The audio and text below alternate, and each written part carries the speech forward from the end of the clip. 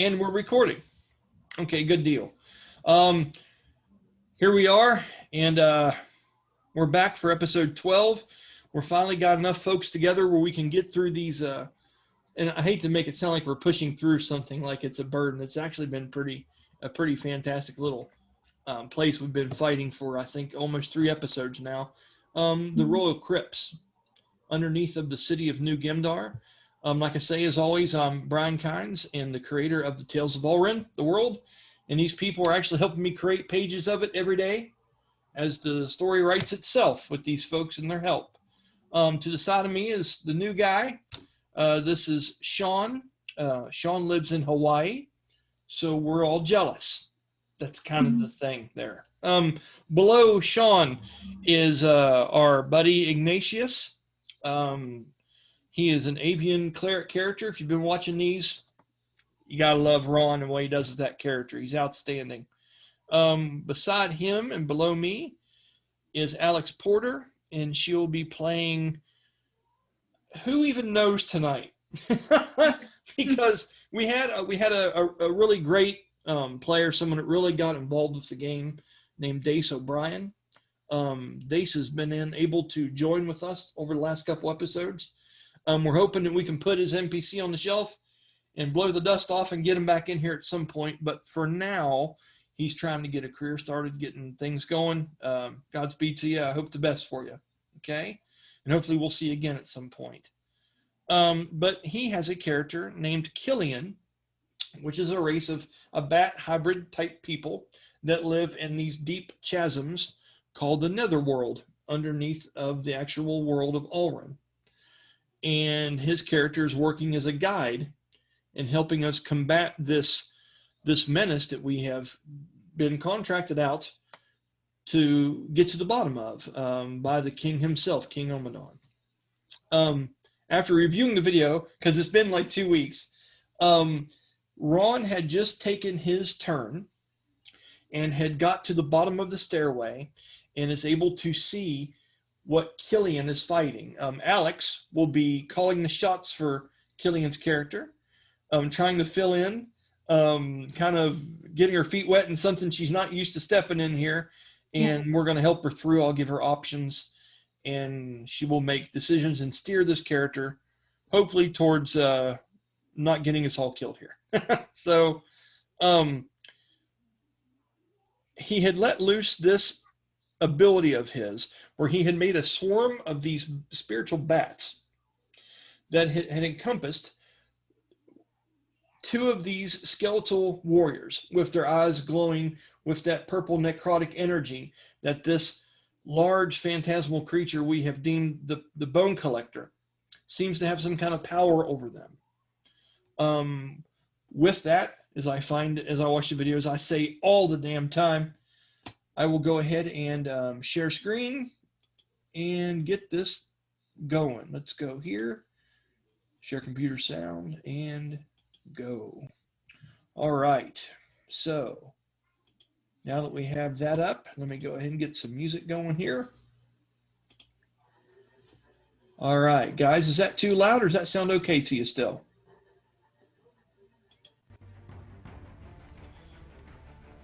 Alex, you liking it? Yeah. Okay, awesome. So here's what we have going on.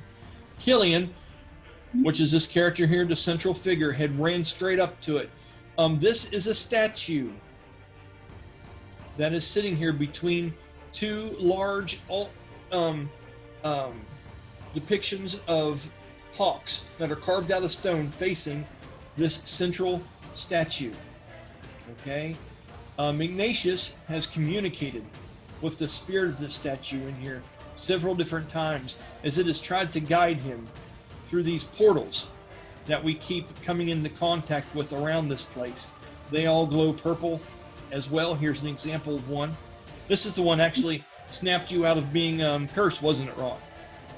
Okay. So with that, I say it all the time and I can't help it. It's all good. This was a secret chamber, Sean, before we got here. And we had unlocked a lever somewhere to the far right of this crypt area that had revealed this room. it would seem that someone, I'm going to admit Danny now, he just joined us. It would seem that some kind of fiend is animating the spirits of the dead, and these particular spirits are those that are descendants of King Omadon. Okay? And they have been trying to assassinate him in his sleep at night, and his two right-hand men, which is Landorus, the mage, and Valimar, the Grey Knight, have been staying by him all night long for like the last 2 weeks, and they are exhausted.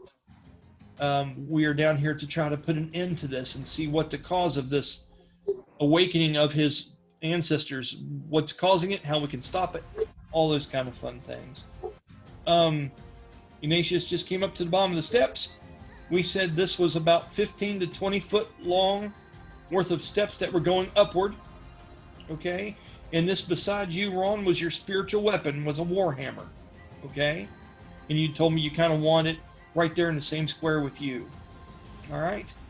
So once that turn was done, number 4 is the big baddie. And he's the one that's up next. So, Ron, as you rush up there, you've had a taste of what this thing can do and how it can corrupt the mind of even you. And you're one of the wisest people down here, the most resilient. That nervousness is always in the back of your mind at this point, okay? Let me move this up here so it gets out from in front of you guys. There we go. Okay. So, as the turn comes around, let me find the right one here, guys. Just give me 1 second.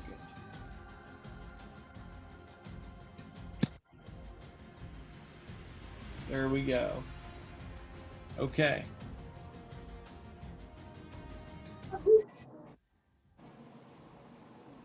Okay, right there we go. He had disappeared into this wall, and if I'm not mistaken, Killian had ran up this 20-foot stairway, and it had actually reached out with these long chain flails that had these skulls ignited in the spiritual necrotic energy and reached through the wall and wrapped at him. And now that Killian has went to the top and Ignatious is here, the creature comes out and shows himself. And he shows himself to be standing in between Killian and Ignatious. And this is the closest that you have been to him, Ron. He has a fearful presence to him. Death just reeks on this thing, and these chains make that soft jingle all the time. It just echoes to the point where if you focus on it too much, it almost gets to be too much in your ears. You realize that's been one of Killian's major problems down here. Okay? As he comes out, what to do. I use a bonus action to soil myself. Absolutely, roll for that. Roll Constitution. Let's see how bad the britches are. What's he rolling for? Consistency or amount? I don't know if we're going for girth or I don't know what we're doing here. Okay. So, having said that, how is it that I want to make you guys suffer and pay with your lives? I rolled a 17. I'm all right. You're good. He's clenching. Ignatius, your movement is halved. Okay. And concentrations are, for spells, are rolled at disadvantage for clenching. I swear, I'm going to put that in the Wikipedia. Because, you have stunned, paralyzed, dazed, clenching. I just, it has to happen now. Tactically, that's not a bad spell, like diarrhea. See, and that's how real we try to get with our optional rules, isn't it, McGuffey? It's good to see you, buddy. I'm glad you dressed up there, Danger Zone. That's good stuff, man. Yeah, I'm feeling really underdressed. No shit, right? You got a V-neck. You got something going on. I got a stretched out black T-shirt. Sean's wearing a backwards hat, man. But I literally got home, got to talk with my wife a little bit about it, and didn't have time to change or anything. Ate, set up, and here we are. I got it. That's okay. Are you good with it, Danny? If you got to, you can go get you a bite or something to bring it to the table, buddy. It's real D&D. This ain't the fake stuff. I'm pretty good. It's been a awesome day. Awesome. God, listen to you. Okay, so on his turn, we have deemed this son of a bitch, the Bone Collector. He is going to do something fairly interesting. Okay, so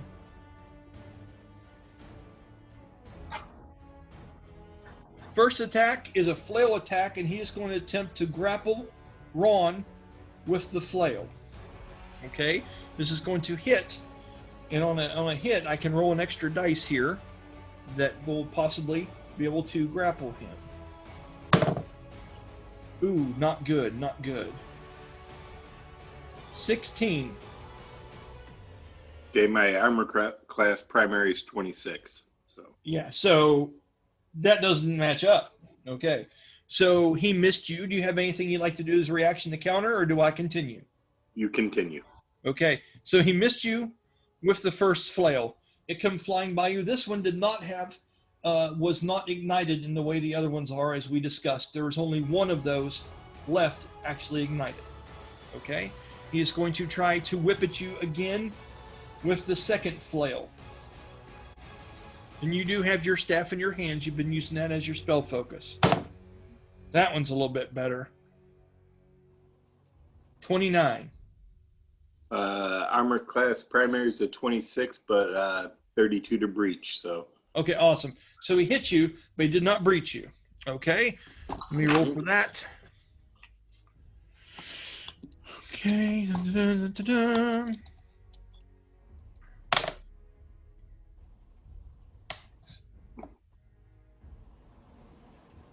Ten points of slashing damage.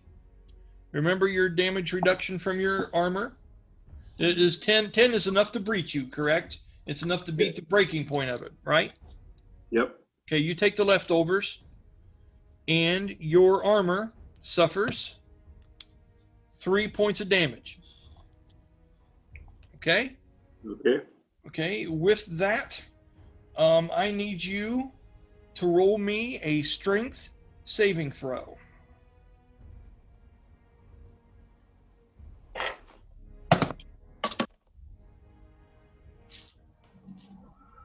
16. 16? Yes. You just made it. Dude, because I mean, I was like, oh man, this is a bad one. This is not a good spot to put him in, but somehow, buddy, you did. It started to come up around you, and you were smart enough, I'll say your wisdom, where you held your staff out. And so when the chain came around and wrapped at you, you looked at him, and you brought the staff closer to you. You took out the slack of it, and simply boosted yourself up and stepped out of it. Okay? So I'm going to say that was a neat little moment there where he was not able to grab you. With his third attack, and he seems to be focused on you, you seem to be something that is worrying him. Okay? You've overcome his curse. You have had things communicating with you. You seem to be one of the most holy power in this place. He does not like the smell you're bringing. You know what I'm saying? So, with that, he is going to... Ooh, that's not good. Okay, as it fell down around you, it did not work. He is going to... He gets 4. He's going to go at you again. And I'm going to use my legendary at the end. That one definitely would have... That one might have breached you. 27... 31. My breach is 32. Okay, whew, goodness. So he's still hitting you, but he's not wrapping around your neck or your wrists or anything like that. He's still hitting into that very light robe-like armor that you have. He inflicts upon you on that one, as it increases as he goes. 8. 14 points of slashing damage. I would like you to roll me using things you already know or have learned previously is wisdom, correct? Mm-hmm. Yes. Roll me a perception check.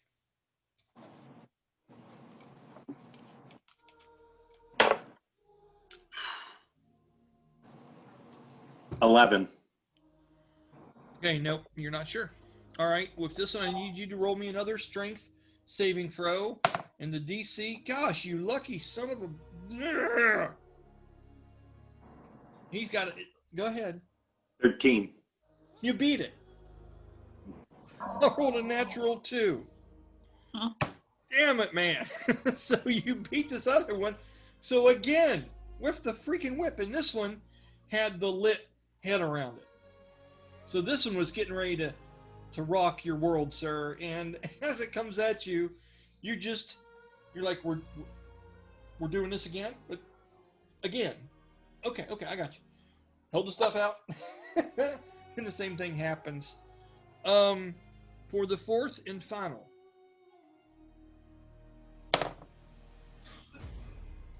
Natural 1. Natural 1. I got to see what happens to him here. Okay, I'll go with that. So let me look at it here. Okay. So, as this one comes at you, and you see that he's leaving these chains circled around your feet, and you're starting to sense danger. He is really doing what he can to keep this area sealed off from you joining with Killian. And you're feeling dread. You're more than welcome at any time he has a free action to yell out for Killian's safety. You can yell back for help. And anytime you want to, Ron, use it for theatrics. Okay, buddy? Mm-hmm. With that, he comes at you with one more, and you decide you don't want any more wrapped around your feet, so you go down and you crouch down, holding your staff out like this. It swings past you, swings around the corner like a yo-yo would on a string, smacks over here, but when he tries to withdraw it, there is thin masonry work in between some of the stones here, and the chain gets lodged. Almost like when you're trying to drag a water hose around and it gets stuck under a car tire. You get what I'm saying? And it's wedged right here in this corner, and he yanks on it, and the phantasmal arm slips through the actual chains that have some kind of material weight to them. He looks down at you, and you can see the one eye that's not patched lights up really brightly, and the mouth stretches where there is just skin covering it, and you can hear a roar of anger come out from underneath the muffled face of this creature as it stares down on you menacingly. Its turn is not quite over yet, unfortunately. Okay?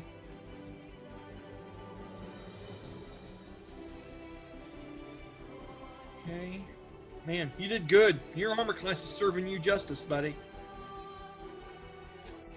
Alright. Oh, that last one that hit but didn't breach you, it would have done... Did you take armor points for that one, Ron? Yeah. Okay, you're good then. Okay. Alright. As it does on its movement, do you get attacks of opportunity, or have you used your reaction yet? I have not. I don't think I have a reaction to use right at the moment. Okay. That's hey, good for me. Okay. The creature seems to go backwards from you and stops right here on the verge of this spell with all these bats. And it's going to use its legendary action and try to take control of Killian's spell. And it has done in the past. So let's do it like this. Alex? Yes. As much as I love you, dear, I'm going to tell you the truth. You don't roll so good. So we're going to have you roll. It's not you, it's your dice. So you're rolling a DC, you're rolling a 1d20 and a 1d6. And don't tell me the total yet, and you're for the bad guy. Okay. Sean, you are for Killian. Killian is trying to fight to keep control of his own spell. You're rolling me a 1d20 plus a 1d4.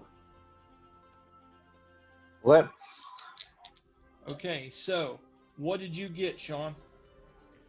I've got a 21. Did he beat you, Alex? Yes. Nice. So this thing uses legendary action, tried to turn this cluster of accursed bats against Killian and take control of that room, but Killian was able to fight back and resist it. Okay? With that, that is going to be the end of the Bone Collector's turn. Before you quit rolling for him, go ahead and make a saving throw because it looks like he's in Bast's circle for. He is. Good job. And in case you guys didn't notice that, let me make that a little bit more relevant here. If I can find it, there it is. Let's bring it into view, and there you go. And what I like about that is there's a chance he stopped there because he didn't want to get into that spell with them involved, but it's not like there's a big circle on the floor. Bastille has how many of these celestial beings? 4? 3 or 4 flying around. So yeah, so they're not. It's not like a circle you step on. They're within this room, moving around. But as soon as he gets within that yellow spot, bam. So what saving throw is he rolling? It is a wisdom for 18. Okay. Now let's be fair. If I end my turn or start or move into, and I ended my turn in there, that's why we're doing it, right? Yep, and he moved into it. That's completely fair. And it's a DC of 18, and it's, what is it? Wisdom. Okay, let's see what we get. Natural 3. I swear to God, you guys suck. Okay, so yeah. So you hit him. So roll your damage.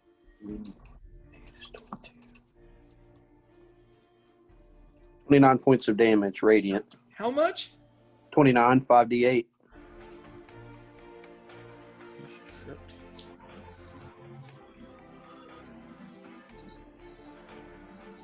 Okay, as that happens,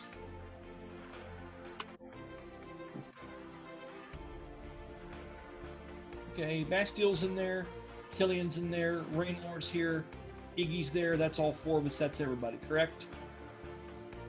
Yes, DM. Yes, it's great. Why don't you know this shit, Brian? Because we've been doing a lot. Okay, with that, Ignatious, I need you to roll me a perception check. And I'm going to roll one for Rainlore as well. 18. Okay, and I got, I think I beat that actually.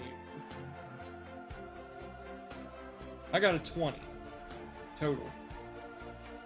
Both of us hear something. And just for theatrics, Ron, I'm going to say that our eyes lock. Because we both look at each other at the same time. There's a sound of some kind of anguish that comes from this lower part of the room. I'm not making it up. It's true. And it echoes and bounces throughout. Here's the thing. This doesn't sound otherworldly or anything else. This sounds real. And I know we were investigating other rooms and stuff, and if you recall, you had opened this one. We had looked in here. But this distinctly echoes and sounds like it's coming from this area somewhere. Okay? After that, it is going to be, I got him, I got you, I got Ignatius went. I've got, right.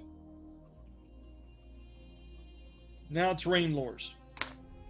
It's my character. Okay, so after hearing that sound,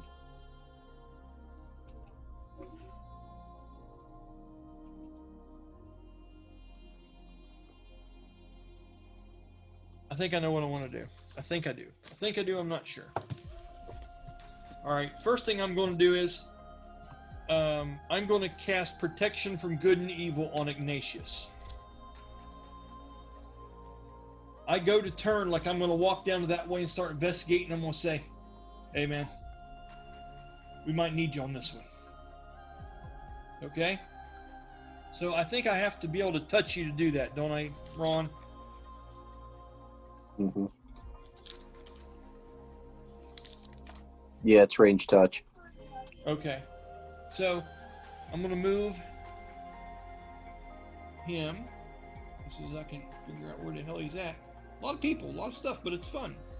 Where's Rainlore? Where you at, buddy? Here he is. Okay. Rainlore. Oh, no. Oh, yeah, he's got that spell on him still, doesn't he? He did the, so no one can leave the room. He has the scorched earth. Remember? Mm-hmm. Hell yeah, dude. That's awesome. So as that follows him, I think it's centered on a location. I think it stays there and doesn't move with me. Let me double check it and make sure before I go walking to you, and then we'll move on. Okay, the ground in a 30-foot radius centered on a point within range becomes similar. No, I can move it on my turn if I want to, but it stays put. So I'm going to move outside of it. Okay, so I, Rainlore, not every damn thing, is going to move. So let's do it this way. And that's what I like about this, is because I can move separate of it. Using those folders, Danny, is good shit. I'm going to brighten that up because that is a physical change of the surroundings. Okay. I'm going to move him up 5, 10, 15, 20. Okay. He is still in Centaur. Remember that? He changed halfway through this and took non-lethal damage for it. Or he touches you and casts that on you, so you have protection from evil on you. And the thing is, that's 10 minutes. I can only keep concentration on one thing at a time. I'm going to drop the spell. I'm going to drop Scorched Earth. And I'm going to cast that on you, Ron. Okay? And do you remember the details of it and what it helps you with and all that good stuff?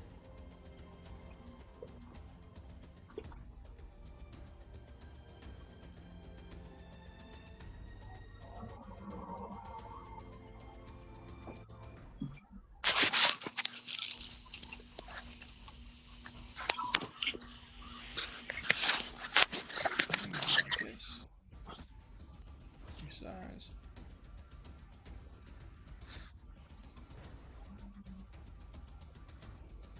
Okay, and then let's filter. Let's change the color of that. Say okay. Filter, color adjustment, hue and saturation. Let's change that to gold. Okay, there you go. Got that aura around you now. Protection from good and evil is on you. I use 20 foot of movement. Let's go ahead, and I have 45 when I'm in this form. Okay, let's keep on moving him around. Rainlore, Rainlore, Rainlore. Where are you at, buddy? Rainlore right here. Let's do this now. 25, 30, 35, 40, and 5 more foot. 45. Okay, and I am going to do an investigation check to see if I can discern where the hell this voice might be coming from. Okay? Let me make sure I can do that. But I don't want to do too much of the free action, because doing an investigation check's like a full round thing. If I do protection, yeah, I can't do both. It took pretty much my whole turn. With my bonus action, I am going to ready. Let's see what I want to do with my bonus action. Just preparing because I have it. Damn, I can cast daylight too. Yeah, buddy. Bonus action, range self component. But I got concentrating on it. I can't do that. No. My turn's done. Next turn, I'm going to go down here and start investigating. Okay? So, with that, is some other people's turn. Up inside here. Okay, make sure I've got this right. A little map here tells me who you guys have knocked the crap out of already and who is left standing. The list is long and distinguished. Let's go 1 and let's go 2. 1 and 2 is left. Okay, 1, 2. And where's number 3 at? Yep, Good grammar and spelling are important. Okay. So with that, the skeletons are going to go on their turn. Remember, there is some spell that is being cast on the statue of this, what we have assumed is some very high up ranking former member of Old Gemdar. We're not sure if it was a very valiant general leader. We're not sure if this is a prior warrior king. But he's dressed in a much more older manner than the other ghosts and spirits that we've dealt with in here. And this one seems to have a superior strength to them, and it is reaching out, trying to combat this corruption from overtaking it. And the statue is beginning to darken and weather, as if these skeletons are together trying to focus on some spell with the help of the bone collector to break the seal on this and corrupt what would be the final spirit in here. The spirit has whispered to you, Ron, and said, if they are able to get me, then all is lost. I remember it was some words very similar to that. Am I correct in that, Ron? Okay. So with that, skeleton over here on the side, he is going to attack. Let's see which one.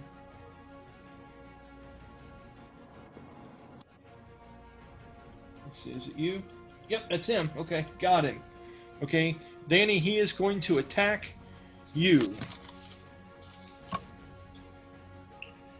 You are... well, you're not really flanked because this guy's not in your area. And he's over here on the other side of Killian. I'm not going to give you flanked for that, okay?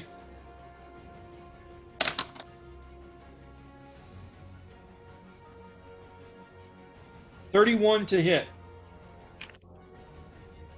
Hits. Okay, is that breach or just ACP? Just ACP. Okay, all right. So with that, the damage. Okay.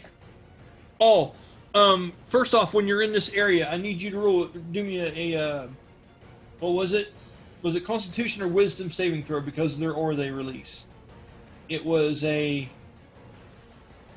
There was something where. Oh, I know what it was. I thought it was charisma. Yeah, it is. Yeah. As at the beginning of your turn, the bone collector matches you with something a little special that we forgot about that he had hidden away too. Because he's a vicious bastard that way. And that would be this lovely little thing right here.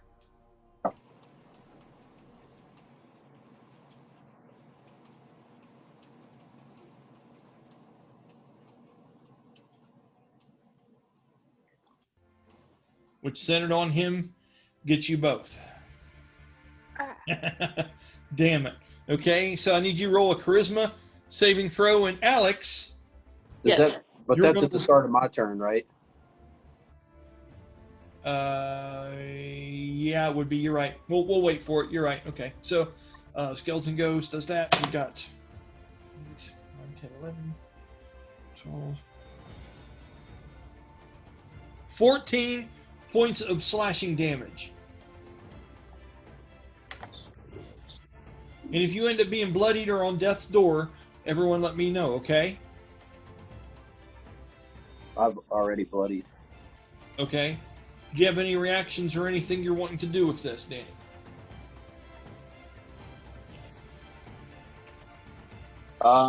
Yes, I want to use Hellish Rebuke. Okay, all offense. Okay. What do I have to roll for that? That is. You can save for a deck save for half damage. And that's your reaction? Yep. Okay, give me the saving throw. Let me know what it is.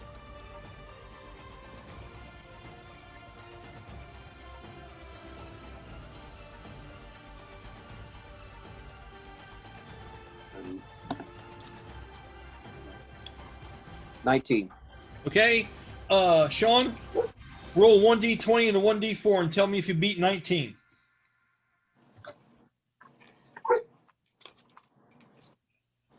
All right. 1d20 and a 1d4. That is 20 total. He was able to take half damage.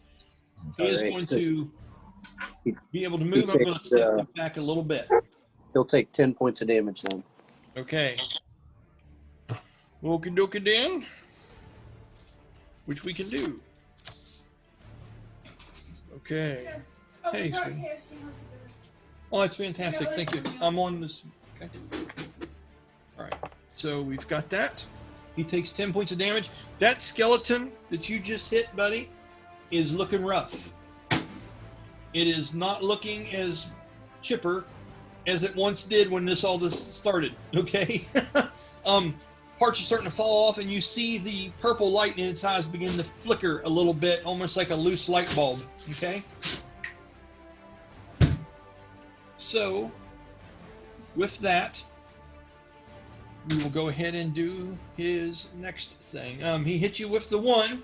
Okay, now he's going to do a shield bash to push you backwards up to 10 foot with a bonus to hit because he connected with the slash with his sword. Well,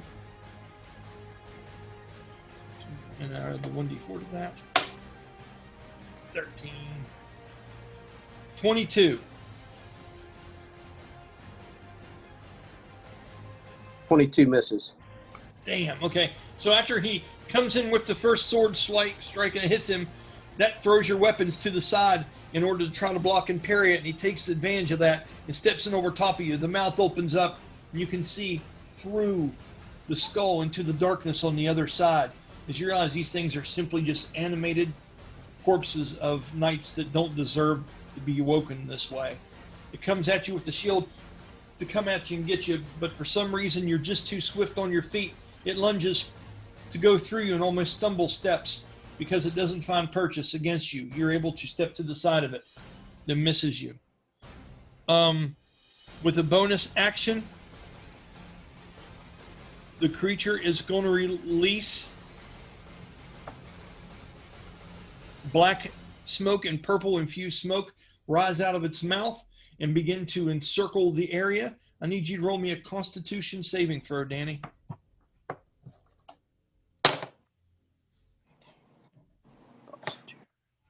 DC is 21, unfortunately. Yep, 13. Okay. With that, you are poisoned. Okay. And you take 4 points of poison damage. All right. That is the end of his turn. And then it will be the go of the other one. This one here is over by Killian. Okay. This one is going to do something very similar. It's going to try to shove you guys back away from this creature. So it is not going to move out of Killian's range. I'm still listening. I got to step up for a second, though. Okay, go ahead, buddy. You're fine. In a close like that, I figured you'd be working. Now, with Killian, I'm going to say Killian is flanked because I have one on this part and one on this part. They are both opposite of him. So these have advantage on Killian. First attack. Alex, roll me a 1d20 plus 11. Tell me what you get. 25. Damn it. Of all the times. That hits and breaches. Okay, so 1d8. Oh, shit. 6, 7, 8, 9, 10. Okay, that actually is strong enough of a strike to go through Killian's defenses, and you see blood splatter as it chops into Killian, hurting him too. He's only taken one other good hit, but that was a good one there. Damn. Okay. And now it's going to do the shove attack as well with the bonus. So this one, you roll 1d20 and a 1d4, and then add 11 to it. And this is for the shield attack that bashes him backwards. Alrighty.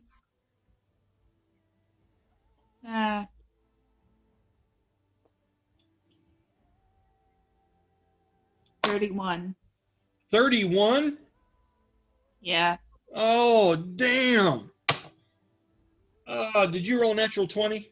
No. No, you I didn't. rolled an 18 plus a 2. Okay. All right. So with that hit, I'm going to use Killian's reaction that he has not used yet.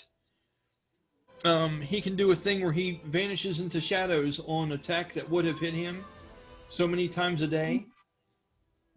But I have to roll a dexterity saving throw that is equal to what you did. And I don't think I can get it. I think it's too high.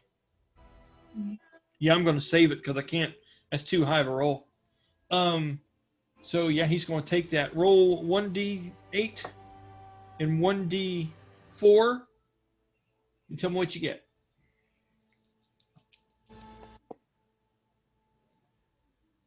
4. Nice. Okay, that times 2. Well, no, just regular because it wasn't a critical.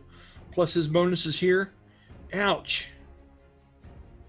Okay, and then it's going to use its bonus action and release that same stuff.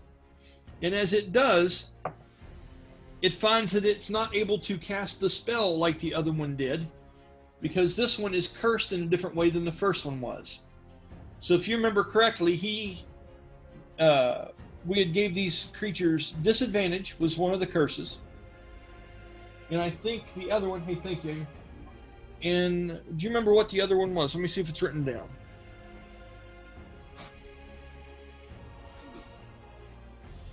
Half movement. Okay. So yeah, they're both, the one is cursed and it has half movement.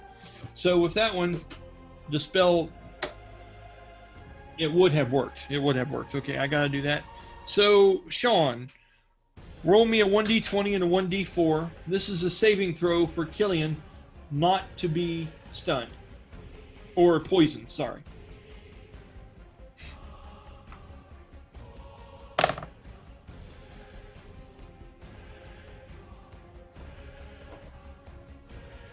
Ugh, that's a 6. Okay, yeah, Killian's poisoned. Shit. All right, so, ooh, God, dang it, that's not good. 8 points of poison damage. Okay, Killian he's starting to look a little rough. Okay, so with My bad. that, go ahead. What's that? I said, my bad. It's all good. Okay, so with that, these three are putting up one hell of a battle against us, trying to keep us away so they can do this, whatever this is that they have going on to Millennium. I'm going to roll something for them to see if they're able to keep concentration on what they were doing. He definitely was. And the other one wasn't touched. So we're perfectly fine. Oh, yeah. Okay, we're good. All right, so now, Alex, I need you to roll a 1d20 and a 1d8. And tell me what number it is you get. 13. This is, okay, this is for Millennium. Okay. That was him trying to save versus the effects of whatever this is that this bone collector is trying to do to him. And that is his second failure. Okay.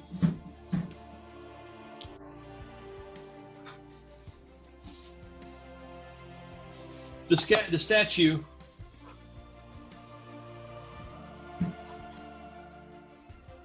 grows even darker. I Yes, can't go remember. ahead. Didn't I do something to the statue of I him don't know, before? did you? I thought I used radiant light on him. You did, but remember, I said it's hard to heal a statue. Right. It doesn't seem to have made a difference in this instance. Okay. Okay, but good memory, Pilot McGuffey. So it's all good. With that, one step closer. As that happens, Ignatious, you hear a voice inside of you. And it is radiating out from this orb over here to the side of you, okay? Mm-hmm. You hear this gasp.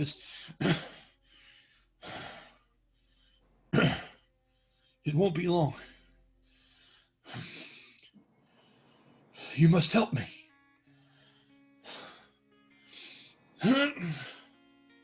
That's the end of it. This voice sounds very desperate. Okay?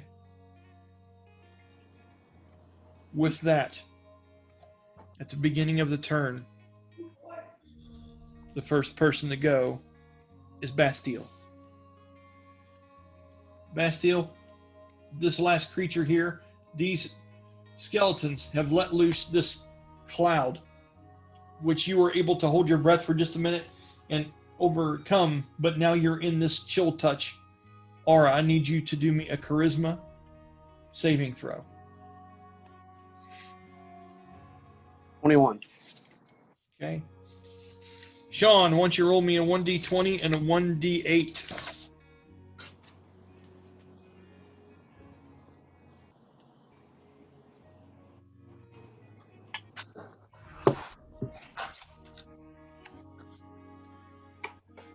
So that is a natural 20 with a 2, so a total of 22. Yeah, but the problem is it's a natural 20. Yeah. Okay. Okay. Okay, with that, Danny, you take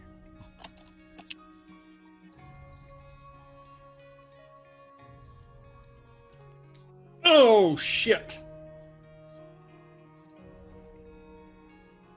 Yeah, it's no shit. 12 points of necrotic damage.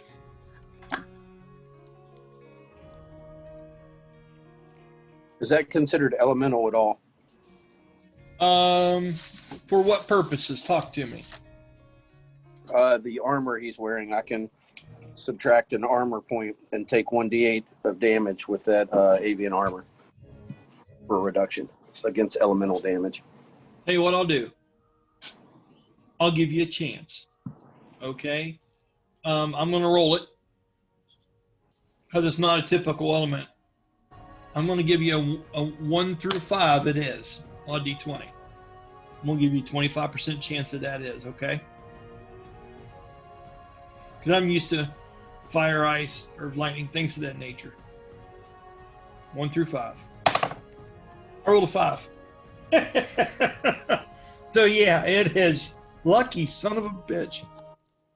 No, I didn't. Ha! Emotional roller coaster, that's actually a 6. I see the dot now. Bang. Emotional roller coaster, sorry.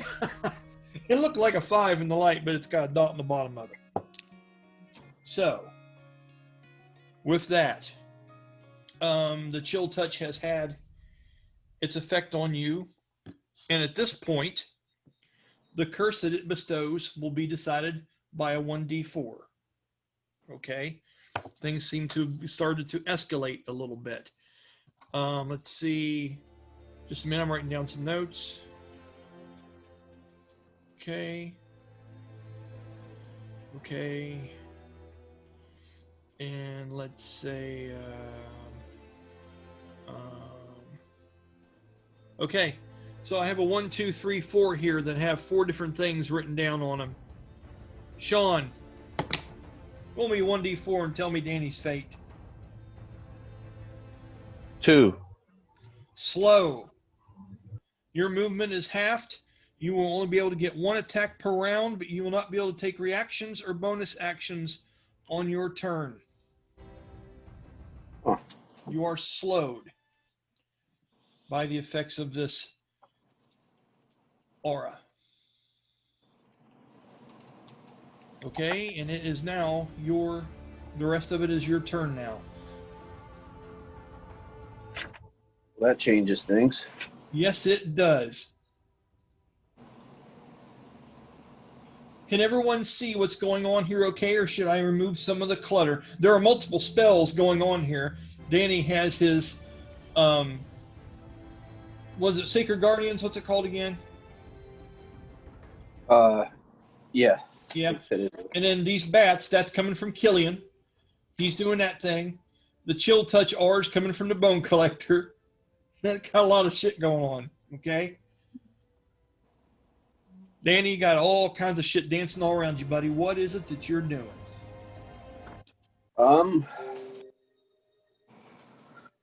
We've only got one attack, so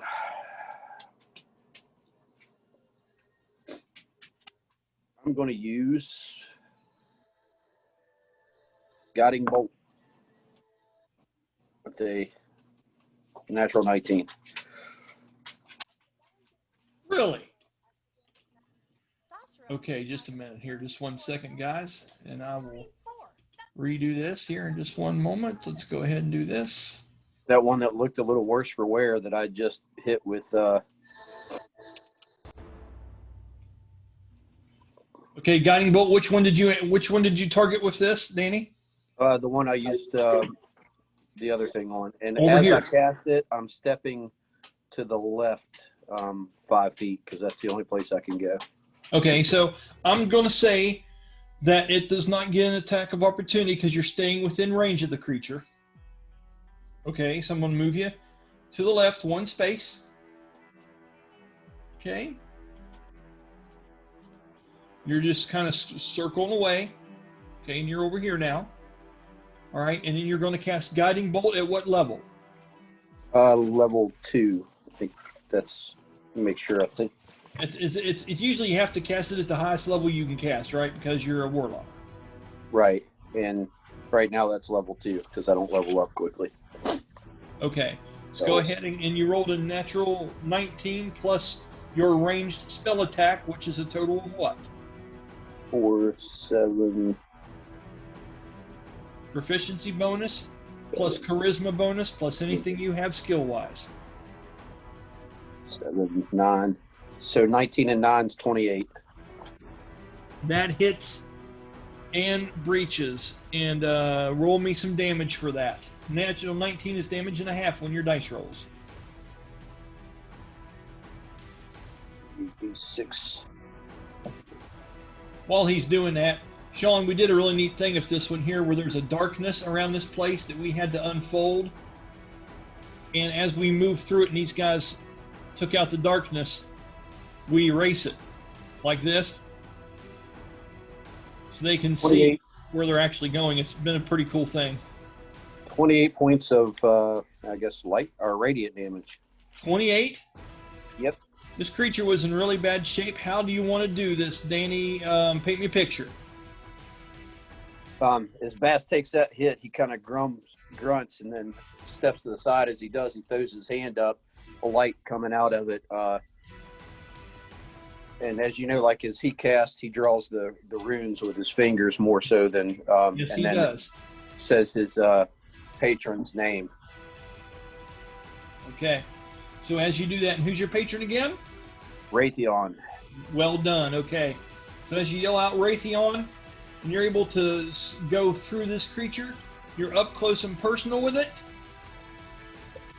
You take it down, the creature begins to fade in and out of existence. But as it does, and its body crumbles to ash,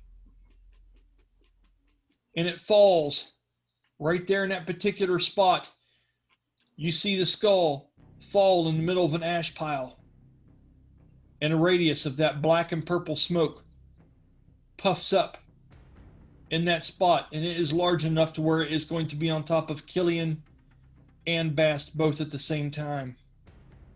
I tried to step, but I couldn't. I know it. Any further. I get it, buddy. These guys were putting you in a bad position. That was the whole name of the game for them to begin with, Dan. It wasn't supposed to be a cakewalk. It sucks, doesn't it, buddy? Let's go ahead and put that in here.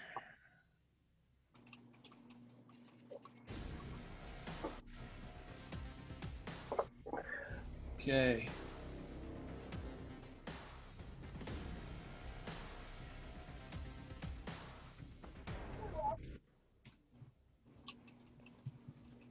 Skull curse. Okay, and as it does, it ends right there where he was at. And you'll notice it's the same size as all the other ones down here, guys. Okay? Mhm. Just so you know, I'm not trying to screw you, because I know it's no fun. And with that, I need Danny and Killian both to make charisma saving throws. Oh, thank God. Don't lie. I got a natural 16, but I got a +7 to charisma.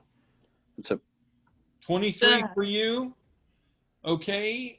Sean, I want you to roll for Killian. You roll a 1D. Let me see what his thing is. 1D20 +3.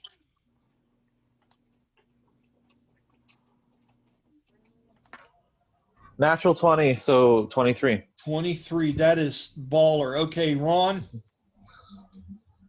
I want to have you a little fun right here real quick, okay, sir? You're getting ready to roll the DC that these guys are going to have to deal with here, okay?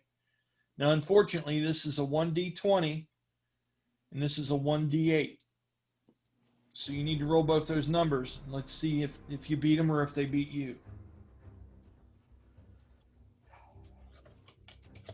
Just have fun. If this goes poorly, I'm blaming you. 23.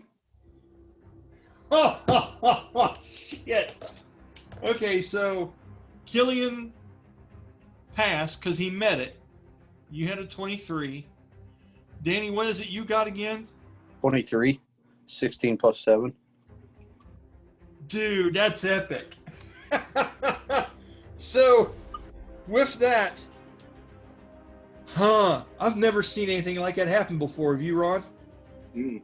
That's a new one. You guys both just passed by the skin of your teeth, and teeth don't have skin, guys. So let me describe that to you what this looks like. Okay? You start to hear the whispers of this thing creep into your mind. As Danny, you've seen this many times. You pull the mask tight against your face. Killian takes his head over and takes a deep breath, and you can see him kind of close his eyes, and his nostrils, those vertical slits, seem to close up as he takes a watery-eyed look at it. And as the jaw just seems to slowly open up of this skull, and this purple and black infused spiraling smoke seem to rise up with some kind of dark ritual. You hear the words start to emanate. It looks like the actual skull. The words come out of this motionless jaw as it lays there agape and open, saying, "You must protect me. We've not quite got it yet. You must protect me." And as you start to fade out, and all of a sudden the voice gets more distant and more distant, and you hear it, the frustration. It's, what? You must protect. And you hear it fade into the background as you and Killian both lock eyes, almost focusing on one another, like, not today, motherfucker. You know what I'm saying? And the both of you kind of link up and power through this. With that, you see Killian's nostrils open up, and he takes a short breath, and he looks at you and gives you a knowing nod. And he says to you in that whispered voice, and he goes, "Let's put this thing out of its misery." As he says that to you, Danny, I'm still here. what do you do? Well, that would be the end of my round right there. But he nods and goes, yeah, he would just nod along because he's pretty worse for wear. He's hurting. Okay. All right. With Maybe that, spits a little blood and nods. okay. Nice moment there. That's good stuff, guys. Good job on the saving throws. Holy shit. I thought Ron was trying to kill you. I really did. Thought it was terrible. With that, it's going to be Killian's turn. So, Alex, let's talk Yeah. shop. So Okay. here's the situation. Killian, first I want you to roll me a concentration check to make sure that he was able to keep these bats up and moving throughout all this. So this is just a Constitution saving throw, and tell me what you get. This would be with Killian, I believe. I'll tell you the numbers in just a minute. I sarcastically gave Killian a bright yellow character sheet binder because he's the most sunshiny character we have, as everyone knows. With this would be a 1d20 plus 2. 10. A 10. Let's see how he's doing here. Well, no, I know versus the DC of that spell that there a minute ago that hit him, he has lost concentration on the bats. So let's go ahead and take care of that real quick. Where are you at, Killian? So many names. So many people. Where you at, buddy? You're not there, not there, not there, not there. Just a minute, guys. Just imagine I'm going through index cards. There you are.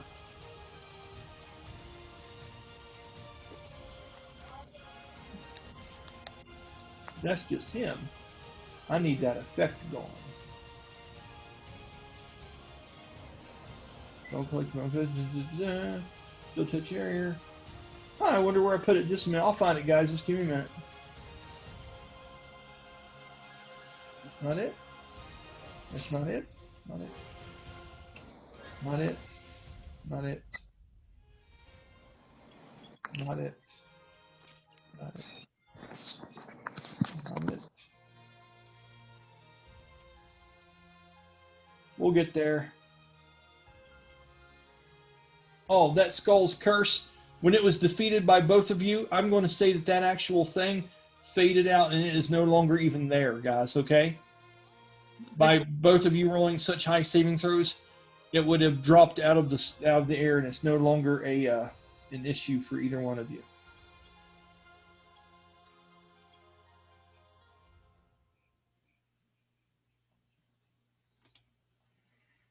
Huh. I'll be damned. Well, let me see something here real quick. That's definitely not it. For some reason I can't find where that thing is. Well, we'll move on without it. We'll move on without it. I'll be damned.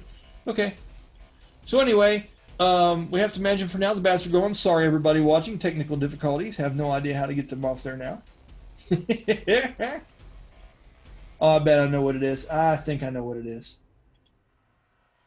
I know what it is. I can find it. We got this. I've gotten here, I think. No, I don't.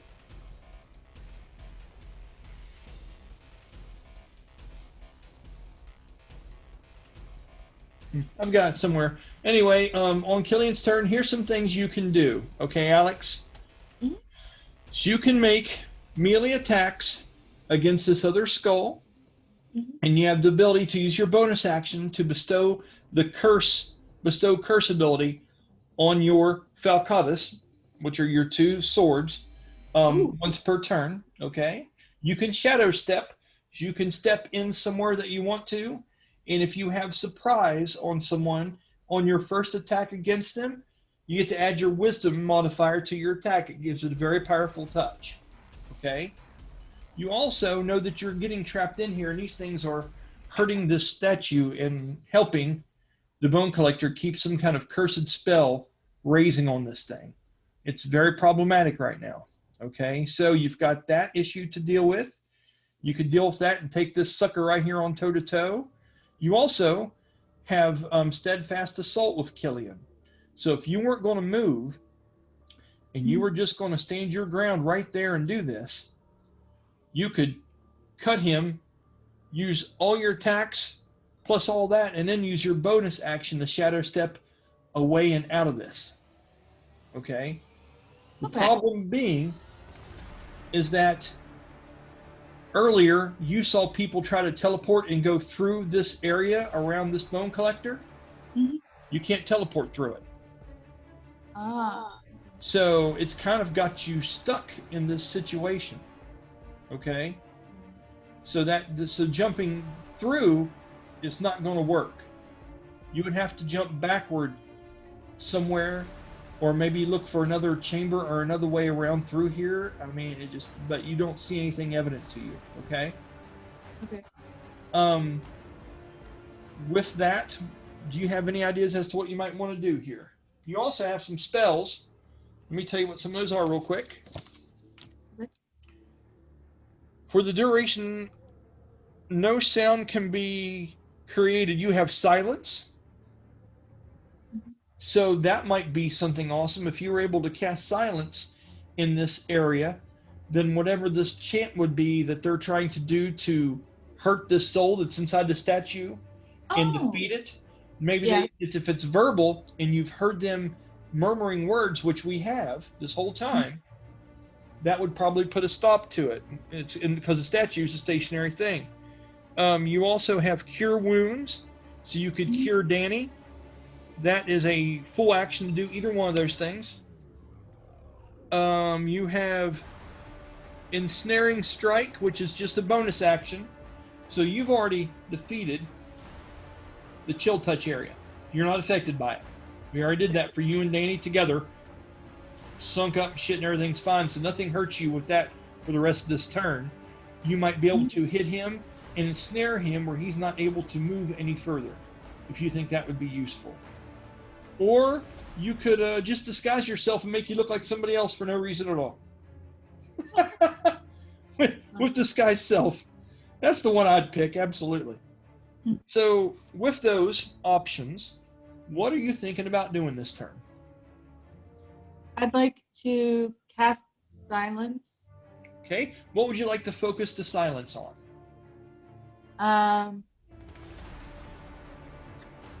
And it covers, I'll give you an idea. It covers a 20-foot radius circus. So it's going to be at a point 20 foot in every direction from it. So if you were to put it right there where you're standing right now, okay, it'd be 5, 10, 15, 20. It would cover this creature. It would cover the skeleton. It would cover the statue all the way back in here until the bedrock of this place underground. So that would be an ideal spot to cast it if you were going to. Okay. I'd like to go ahead and do that. Outstanding. And that leaves you your bonus action. Yes. So, for instance, you might be able to teleport through it if you're able to silence it. So let's try that first. You'll go ahead and cast it. And I want you to roll a spell save DC for it. Okay, this is what something would have to overcome in order to be able to cast a spell within your silence spell. Okay, I'm going to read it word for word. For the duration, no sound can be created within or pass through a 20-foot radiant sphere centered on a point you choose within range. Any creature or object entirely inside the sphere is immune to thunder damage, and creatures are deafened while entirely inside it. Casting a spell that includes a verbal component is impossible here. So, yeah, there's no saving throw even listed on this thing. Oh, okay. So it just automatically is silent, but you have to keep concentration on it, okay? Alrighty. So is that what you're choosing to do? Okay. So Yeah. I'm going to say you do that, and just for the hell of it, roll me a 1d20. Okay. 13. Okay, that gets you above an average 10. That gives you some more on top of that. So that tells me you performed the spell well. You didn't roll 1 through 5, which would have been a very bad version of this spell. So with that, you, young lady, create an area of silence here. And just because we have several different spell effects, let's do this. File, open. Just a minute. Icons all, spells and effects. Let's go with, I think there was one here that had clocks in it that would have been really cool. Let's just go with this one, maybe. Is that one already up there or not? No, I don't think it is. We'll go with this one. Okay, so let's go with you. Let's hit this 1 minute. I'll have this done in just a moment.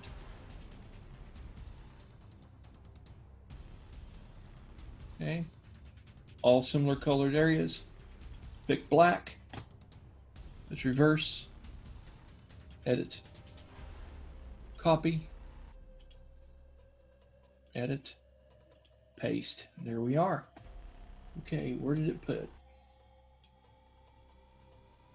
Where did it put the thing?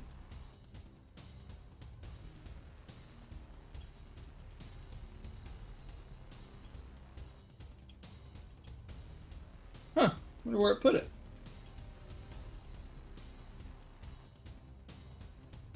I'm looking here, guys. Hold on.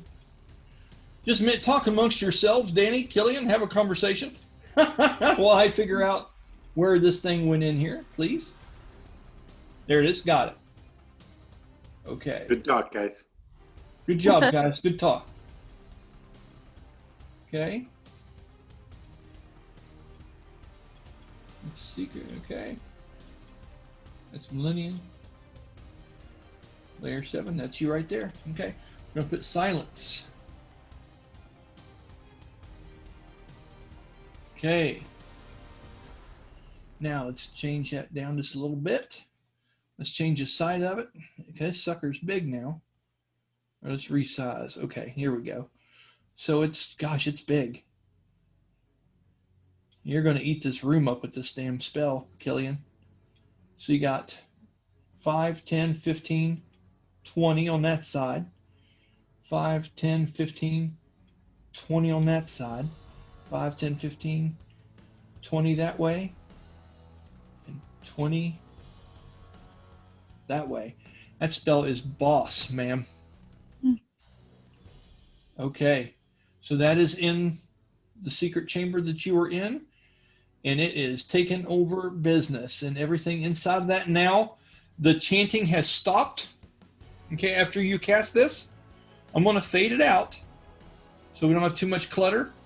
And if it comes back into effect again, we'll bring it back out, okay? Okay. So with that, awesome job. The chill touch area does seem to fade and go away. Danny, is your guardian spell, is that verbal, somatic, or is it verbal in any way? No, because it's actually cast via an item. That's true. That is true. Okay, you're good shape there. Let me see if there's anything else that'd be affected by it. You're down here out of range of that, Ron.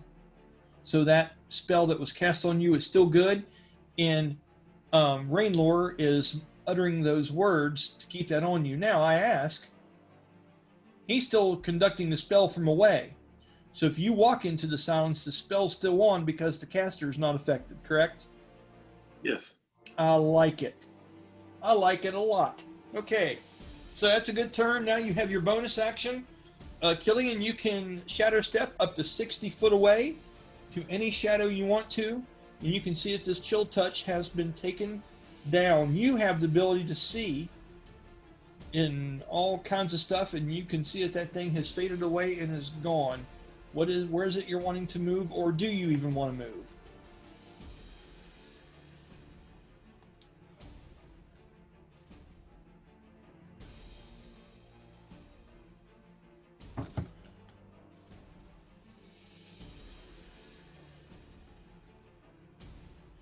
Alex, are you thinking about it?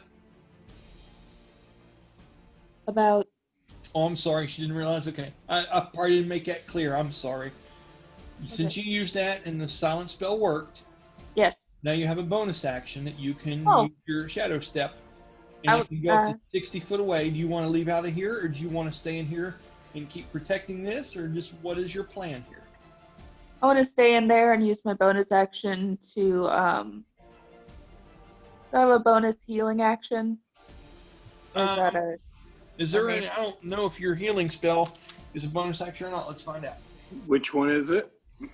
She has Cure Wounds, is one action to cast, one action, one action, one action. Yep. One bonus action is ensnaring strike. Healing word. Does she have healing word? No, Hmm. you do not, Okay. unfortunately. Then That I'm is like, No, Uh, that would be it then. You could put Hunter's Mark on something as a bonus action. That would give you a plus 1d6 to all the damage you cast versus it, and it wouldn't be able to hide from you. So you could use bonus action and cast that on the Bone Collector. ooh, yes. I mean, right? Okay, so you want to do that? Yes, absolutely. Okay. So with that, let's go ahead and go back over to the Bone Collector. Okay. And let's go ahead and add a shape. No. Let's just add. I know what I want to do. Let's go here. Okay, just a minute here. I'm almost done.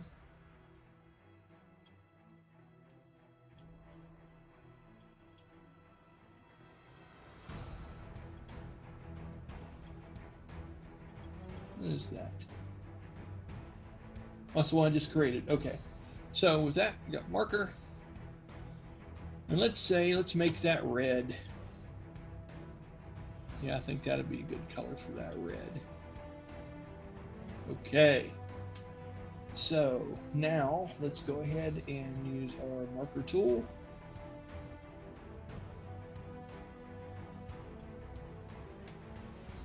Okay, and then let's go ahead and do eraser.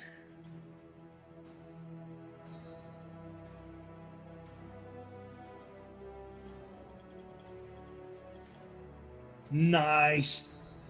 Okay, and now let's go ahead and resize this.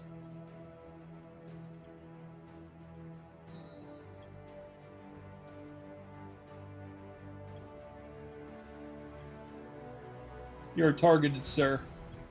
I like that. It works for this, right? Mhm. Hunter's Mark.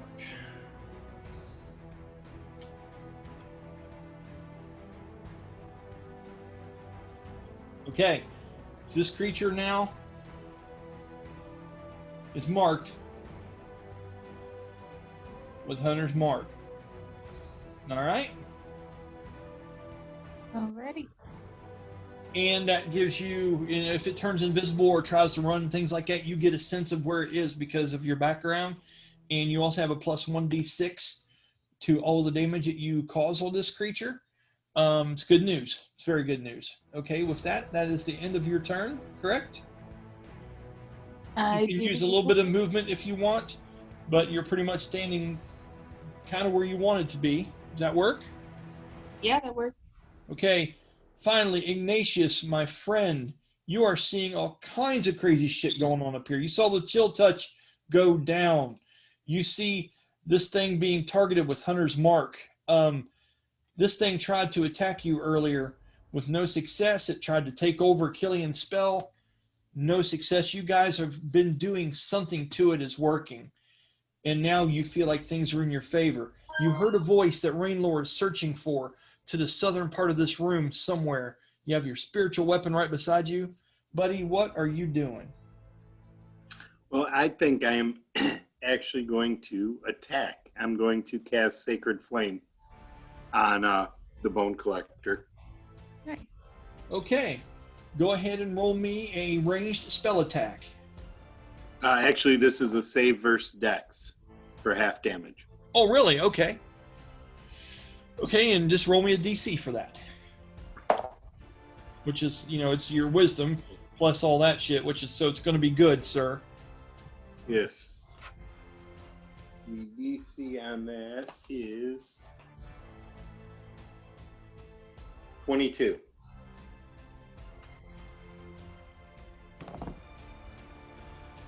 Failed. So tell me what level you were casting that at and roll your damage. No, I was just casting it at first level because my next option is 5th, and I didn't So my damage is 1d8 plus my wisdom modifier.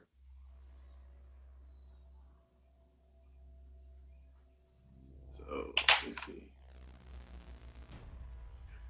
Oh, dude, I gotta remind you of something. Please roll me a perception check real quick. I think there's something you forgot that you can do. All right, I'm perception just trying to help check. you. Perception check is 22. You can make this a banishing strike. Remember your kit? Yes.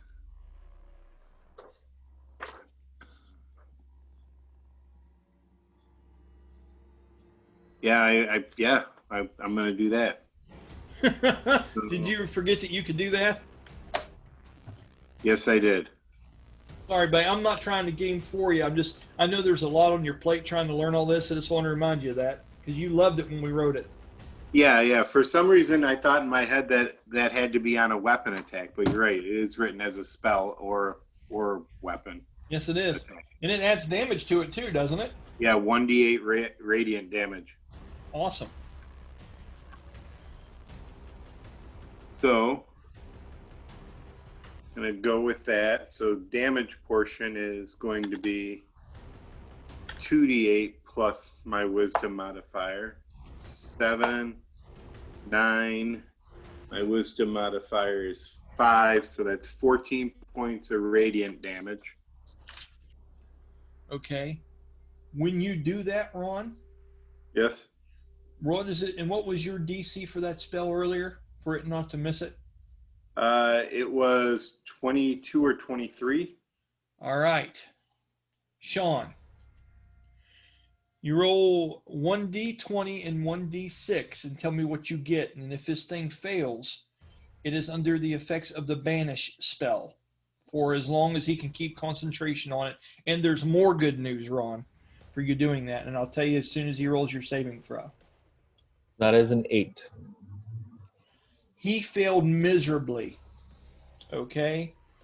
So, as you do this, and what was your damage again? My damage was 14. Okay.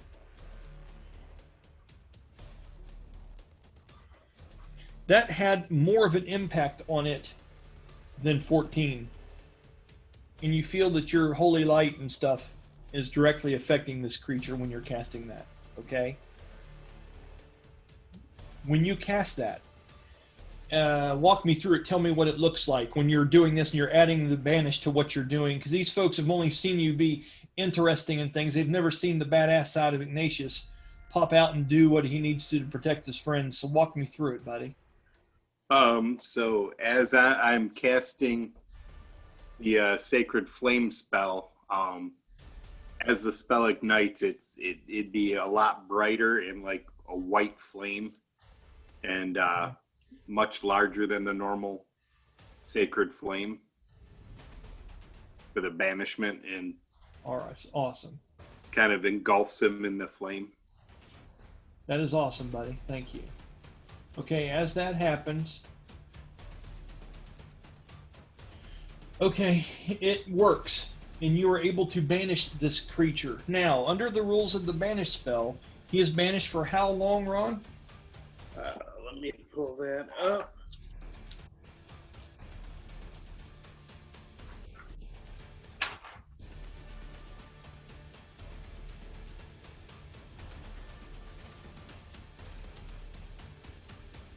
Concentration up to 1 minute. Okay, so after that happens as well, something else happens.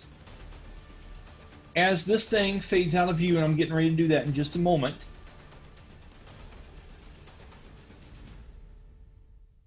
I finally found Swarm of Bats and turned it off.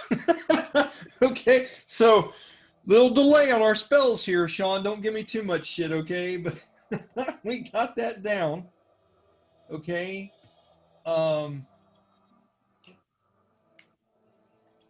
This skeleton knight right here, drops.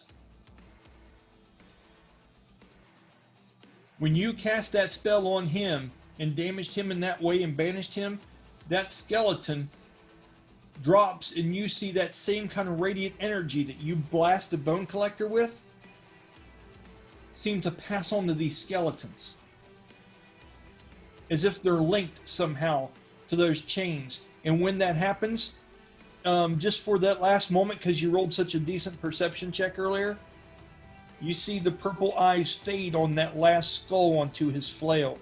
He's been divvying up damage between all these things that he's connected to. And you just took out his last defensive wall. Fantastic job, sir.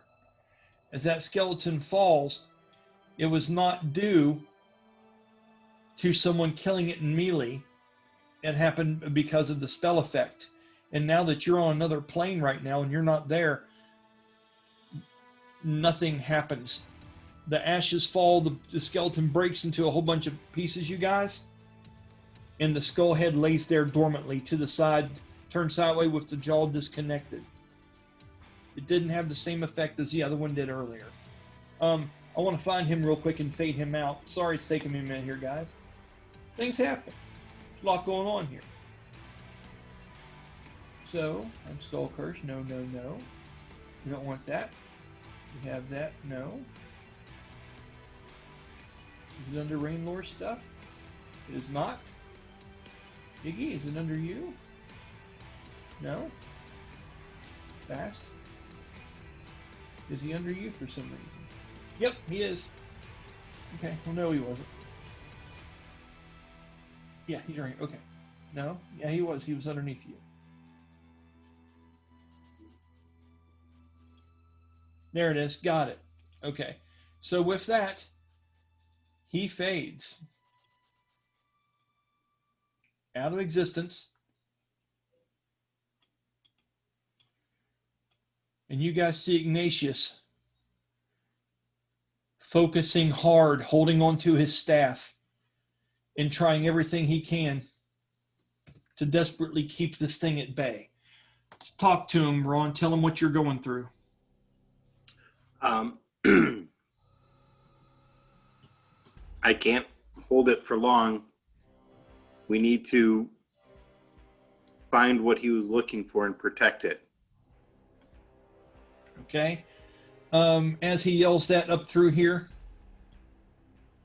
do you have to keep concentration on your spiritual weapon, Ron? I do not believe so. I just want to double check. You know what I'm saying? Yeah, no, I got you.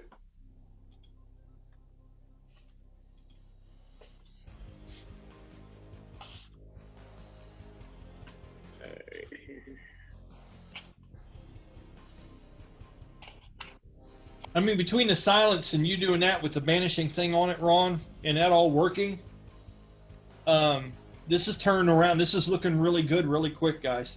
No, but it's probably close to being done. It only has a duration of 1 minute. Okay, I'm gonna go ahead and fade it out then. All right, let's go back down to Ignatious.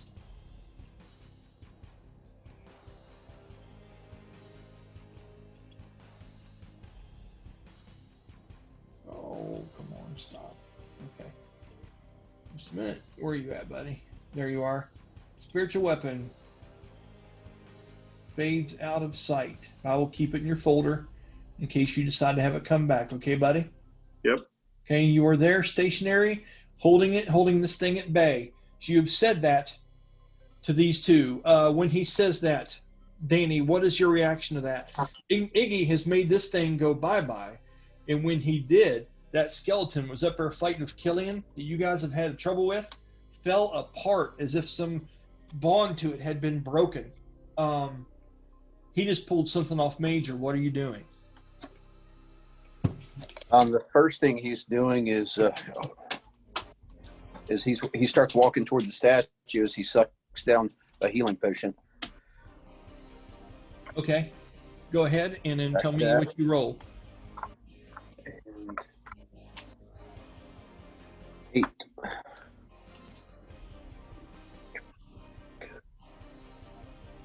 All right. How So much- they gave me 8 points back.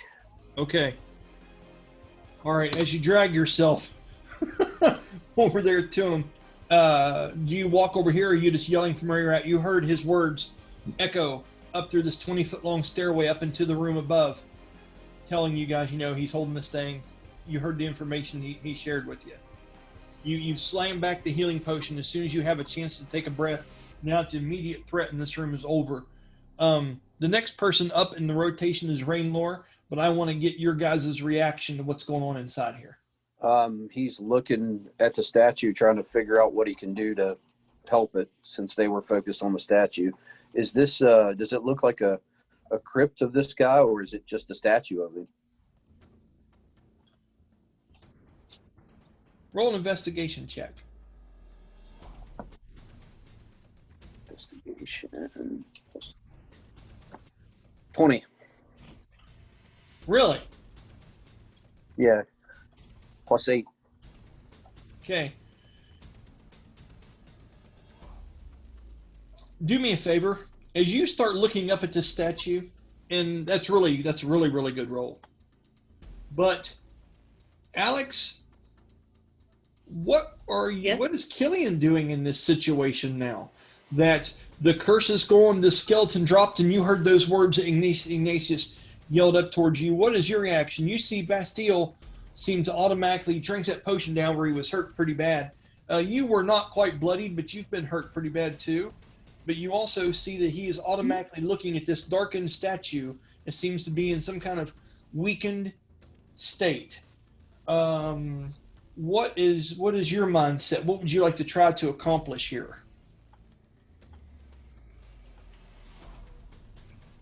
You ask, and I will tell you if it's possible. Just give me an idea. Okay. Is there any way for me to heal myself? Yes, you could cast Cure Wounds on yourself. Okay, I'd like to go ahead and do that. Okay, looks like a good idea, Bastille. I think I'm gonna do that shit myself. So Sorry. you can cast that at 3rd level, and higher levels, any spot similar. So you could do, if you cast it at 2nd level, it'd be 2d8. You could do that. Okay. Then roll 2d8 and add back to your hit points. That would be fantastic.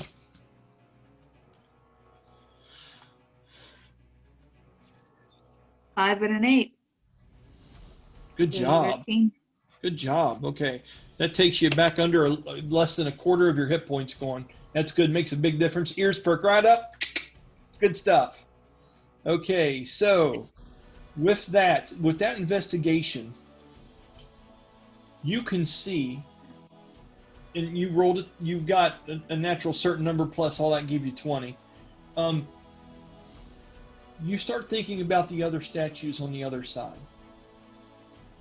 And they were responsible for opening this up. And you're looking around the feet of this statue and whatever it is. It seems to be standing on top of another movable stone. Okay. Roll a history check for me. History. Killian, you can aid him in this. I would suggest that you do. So this is with advantage. Alrighty. All right, 19. Okay. With a 19, you know a lot of monuments and things like this, especially being in the city for a little bit. You know that there are certain statues that represent all the different gladiators in this town. And you have seen many different times up in the city above that when one of them fall in combat, or if they ever go down and they pass away, even after they've retired, there's a ceremony and they are put into a vault in a tomb underneath of their statues in the actual city. A lot of those statues can actually slide and rotate circularly, and there are passageways and vaults that hold the remains of their bodies underneath of them as a warrior, a hero's burial. You would have to assume this would be something very similar, and this shrine of this ancient warrior stands atop it to protect it from those that would harm it, and to be here as a reminder of it from all time, mirroring what you have seen happen in the city itself. And this is a neat piece to the puzzle in your mind, because you've never really quite understood the logic of that, but now you're starting to get it. You actually have seen ceremonies in town before, where they have paid homage to warriors and talked about them, and there have been flowers left around the foot of the place, almost like when you see the crosses alongside the road, and you see everybody always puts the flowers out and things like that. So this makes sense. I'm going to try to move the statue. Okay. Roll me a strength saving throw. 17. No. As you go to push against this thing, it doesn't even budge. It Says, does right. not move at all. It is heavier. It is about 2 foot taller than you. You do not have enough in you to move this. With that, we're going to pause the action for a minute, and we're going to go south. We're going to talk about what's going on down below you all. Okay? Killian's turn. Sean, I would like you to roll me an investigation check, and you will be rolling that. It'll be a 1d20 plus 5 to my skills and my bonuses. That is a 9. Man, Rainlore's down here looking around. You know, I forgot to add something.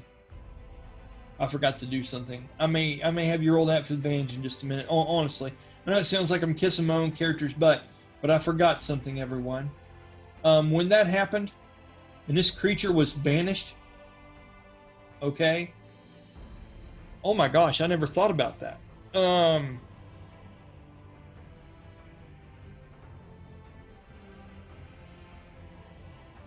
Okay.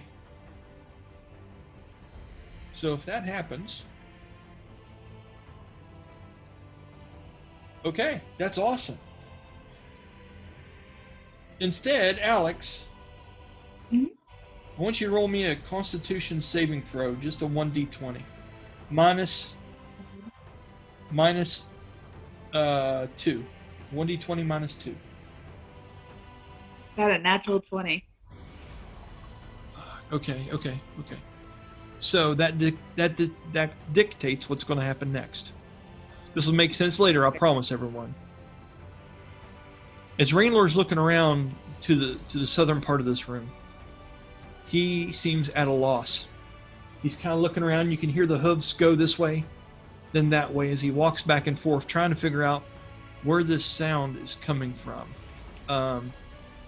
Ignatius, you're kind of watching him, and you're trying to really not move a whole bunch because you're really trying to focus on this thing. You don't want this thing coming back in the middle of this. Okay? And as he's down here, looking around, you hear, I'm not even going to have you roll. Well, yeah, go ahead and roll me a perception check, Ron, just in case. You'd roll something really, really bad. 16. Okay. You hear a mortal voice in desperation. Your hearing's really, really decent. We've discussed this before. And Rainlore is hearing something as well. It sounds like something is fighting to keep a grip onto something. There is something angering this voice. You can't make out in particular words with a 16, but you can hear there is frustration in the voice. Sean, I need to roll that with advantage this time. So you did a 9 on your first one. This is your second one. And it's plus 5? Yes. Okay, so that is a 19. Okay, 19 will do. Rainlore looks over his shoulder. He goes, Iggy,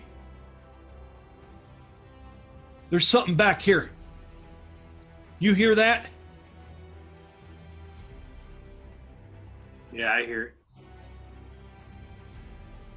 Rainlore stands over this pile of rubble.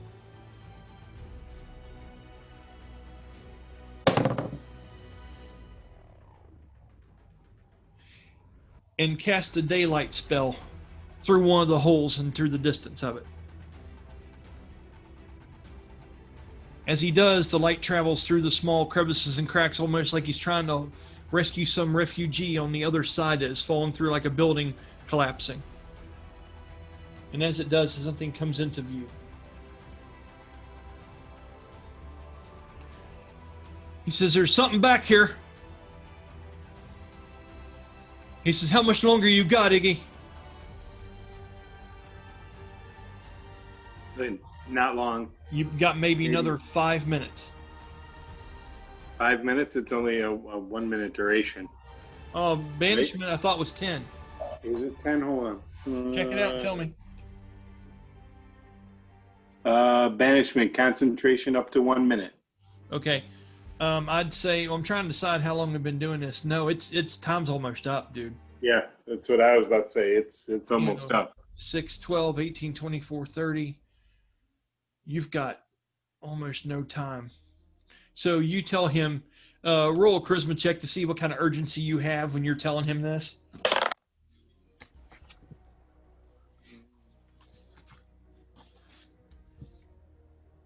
12. Okay. You're so focused on trying to keep the banishment held off just a little bit longer, and you're having trouble expressing yourself exactly the way you would want to.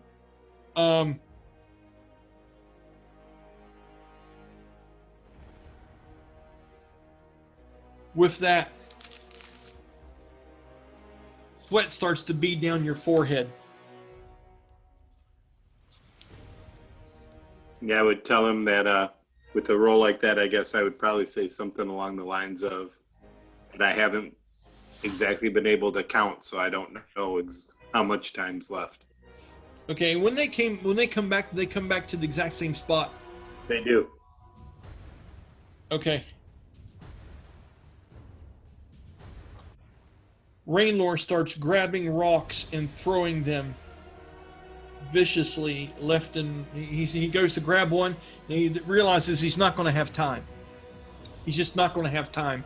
He drops it, and he's going to run up this way with what time is left. And Danny, you are going to see him take the cloak off of his back, and he is going to hold it out as if he's a matador. And you guys have never seen him do this before. And he holds it up and starts saying a word. And he brings it up. I've never used it like this, so I don't know how we're going to do this. We'll see if it works or not. How many feet is that? 5, 10, 15, 20, 20. No, he can't get all the way there. Right there's as far as he can get. Damn it, dude. Okay, he has this shroud that normally is around his back. He has it off right now. And he is holding it out, and Iggy, as if it's some kind of magical device. At that instant, Bastille, Alex, this creature comes back into view.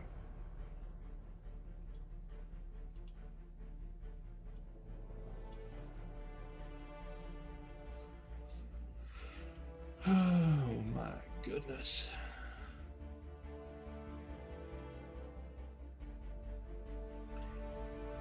All right. You feel as if your hunter's mark, Killian, was tethered. Do you think what do you think, Roy? You think the hunter's mark would have been broken because it went to a different dimension? Yeah, I'm not sure. I've almost got to do a DM's thing here and say it would, unless you see specifically otherwise. Unless it was Rainlore's hunter's mark, because it's got a little bit different. Yeah, I think this would have tethered the connection, or broke it. I don't think, I got to tell you the truth, just for expedience, I don't think you're going to see something like that in there. I've got to say that the hunter's mark was lost when that thing popped out of existence, and Killian, your lock on it was broken. It comes back into the fray here, and I think it's re-rolling initiative, guys. That's what it's got to be. On that,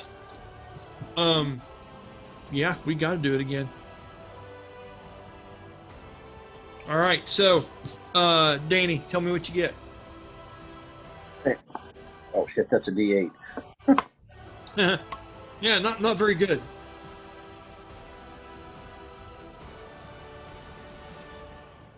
We Try got to tell if that's a 13 or a 15 to start with.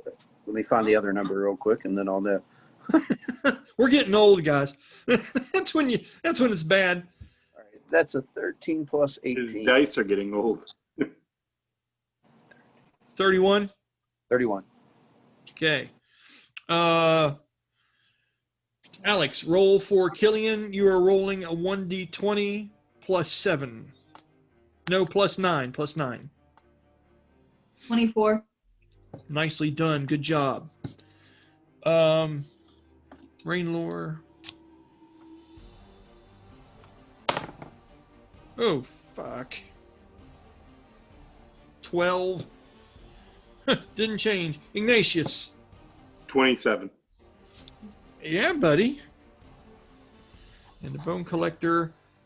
Sean, I would like you to roll me a 1d20 and a 1d10. Tell me what you get.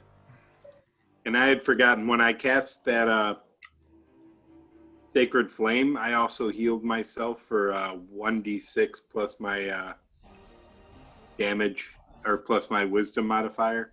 Oh, is it a combined spell? It's I've got potent spellcasting. Oh, nice, buddy. We'll add that to your list there. Do you got track of your hit points?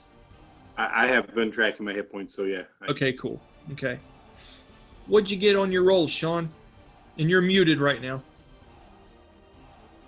So a total of 22. Nice. Okay, well, with that, there's a little bit of light at the end of the tunnel, which makes sense. When Ignatius was getting ready to lose the grip on this banishment, he would have shouted out something that would have got you guys obviously somewhat ready here, because now the first one to go on this turn is going to be Bastile's character. So, Danny, he might be on a call. If he is, I'll let somebody else go. You good? Yeah, I'm good. Just backing. Lots of stuff going on today. All right. So it is your turn. The creature is 10 foot from you, because this space here behind it is overlapping. It's actually standing in this space. So it is 10 foot from you.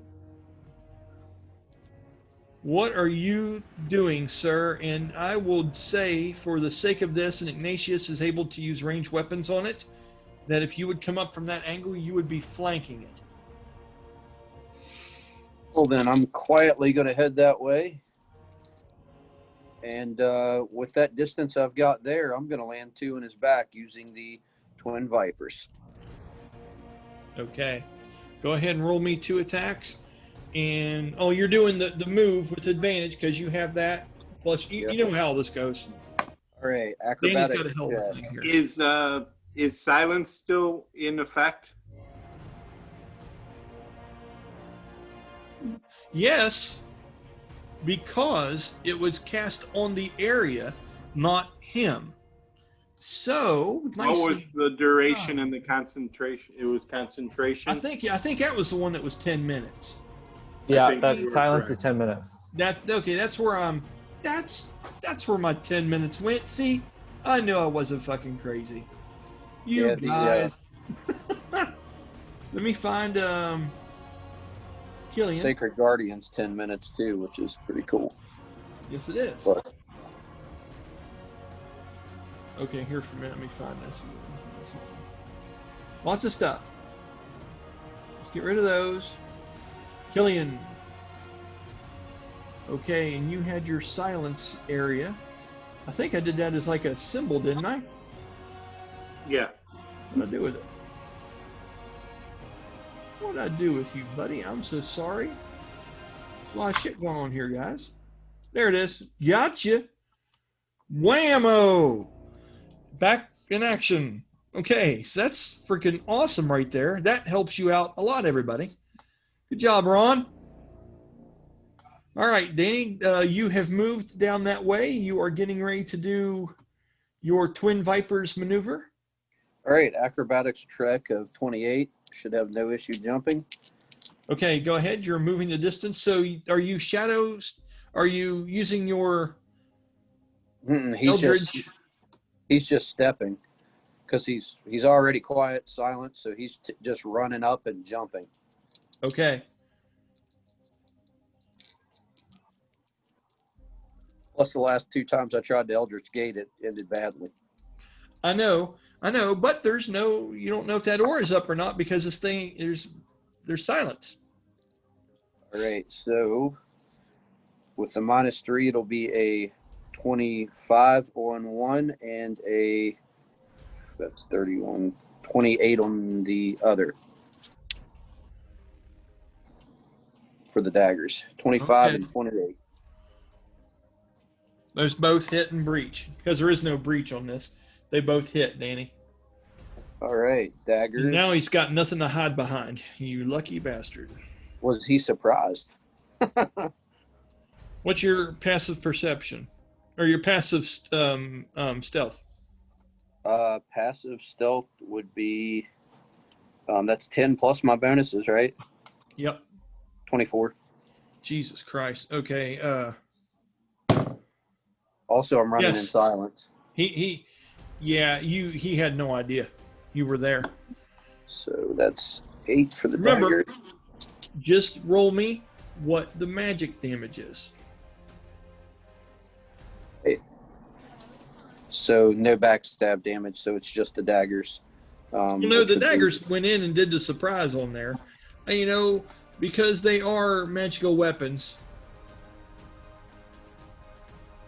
And you're stabbing them both in.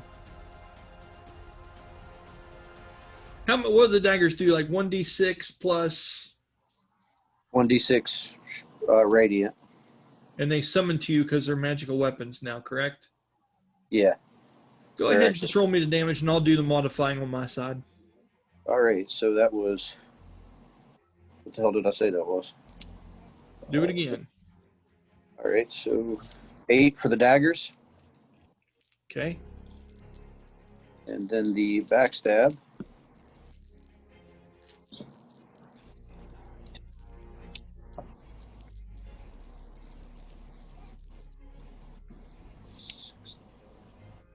$17 for the backstab, and then weapon specialization. I'm gonna go ahead and throw that in there too. Yeah, because when you have your cake, you want your icing. Yeah, do your thing. There are many metaphors for the way in which you're doing this, Danny. Go ahead and select a good one. 2 more. 2 more. Okay, with that, 17. Okay, Alex, I would like for you to roll me a Constitution saving throw. Roll me a 1d20 minus 2.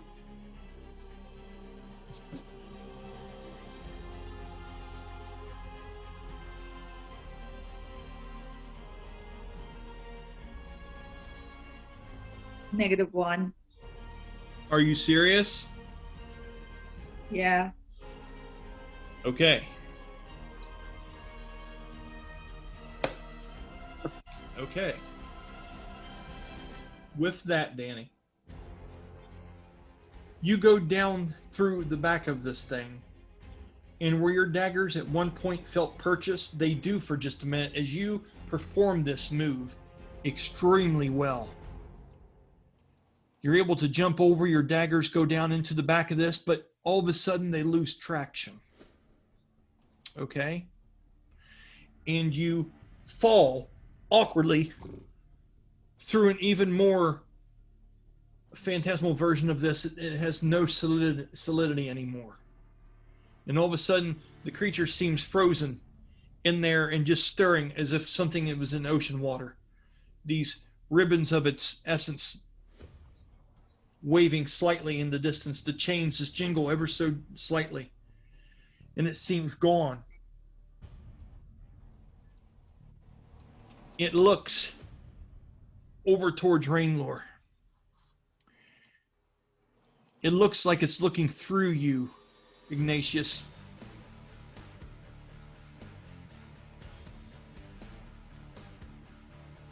It holds its arm up like this, like it's reaching out towards you, Ignatius, right in the middle of what Danny's doing. Danny stabbed down through it. He's whipped his hand through it again. He's not having any effect on it. And as he does, you see the eyes get abnormally large, and the mouth opens up and the skin rips, opening up a large, dark void where its mouth once was. As you hear this loud voice start to come out of the creature, and it begins to echo. And as it does, its face turns abnormally wicked. The eyes slant. The mouth rips backwards as if some kind of crazy-looking fucking jack-o'-lantern.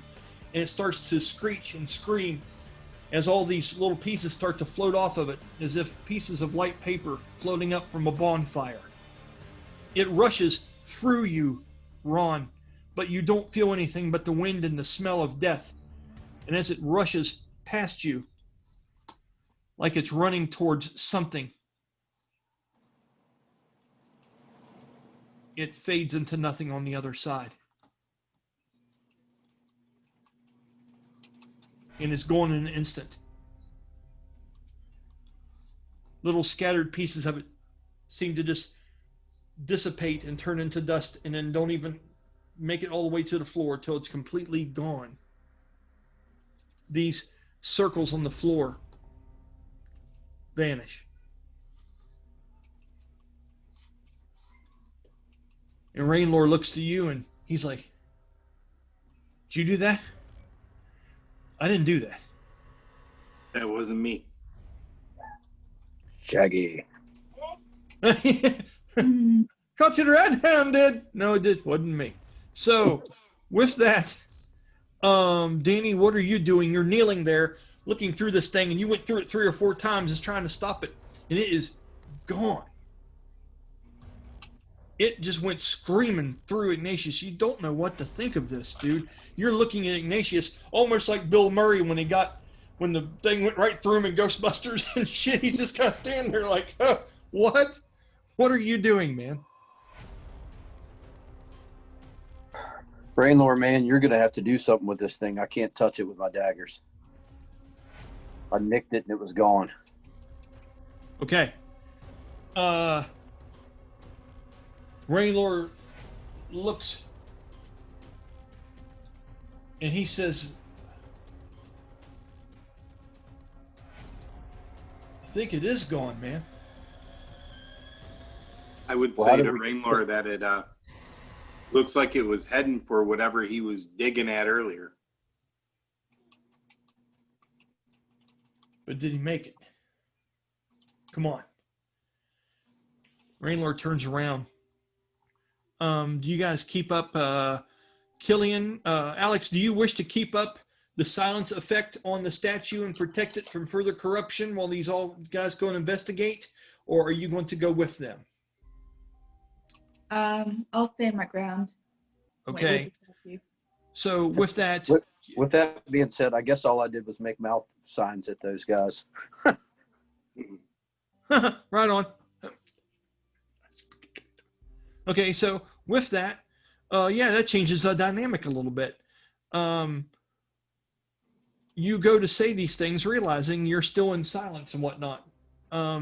You're looking past. Ignatius acknowledges that you're saying something, but he can't hear you. With that, Rainlore starts to track and trail where this creature went over to, and he goes back over to this large bunch of stone. Okay. I'm going to walk out as well. Okay. Let me move some pieces around here because this is important. Killian, she is relaying to you, Danny. She says in that whispered voice that Killian has, "I'll remain here and protect the statue from further harm." Silence. I kill you. Killian, you hear nothing. Killian mumbles, and you two are looking at each other like it is mimes trying to get drunk in a New York expressway. Okay, so I'm just going to try it. I've looked at him Sounds and like- Steve can't. I'm like, what? 2 words sounds like. right on. He's going. Okay, so moving down from there, let's go ahead and move characters. Rainlore. Okay. Okay, let's go ahead and move Bastille. Ignatious, what are you doing, buddy? I'm going to go check out the orb closest to me. Oh, awesome. Okay, what are you trying to do? See if I can communicate with the whatever's been communicating with me to see if it's gone or if it knows anything. Okay, so with that, what would the check be to be able to use a magical artifact properly? Is it investigation or is it perception? Investigation is trying to discover something new, correct? I would almost think Arcana. Yeah. Okay, so an Arcana itself is based on what stat? Intelligence. Okay, so go ahead and do your intelligence bonus, plus whatever skill points you have on Arcana, which I know you have several. Mm-hmm. And roll me a 1d20.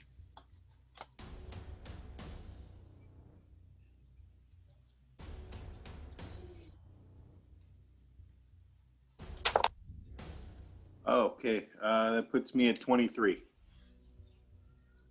23. As you do, what is it you're particularly saying here, Ron? As you're doing this, you're feeling a connection.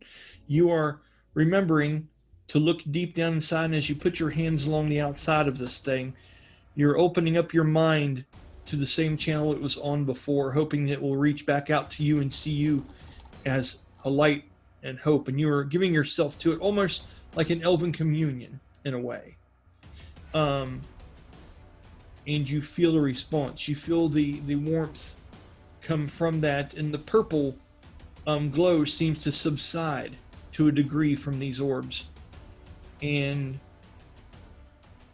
you hear words. An older sounding person, gallant in their voice. Now you're actually starting to hear details of the person. Whereas before you heard a very ethereal voice. He has not yet left the sacred home of my people. The work is not yet done. You must find the purveyor of this evil.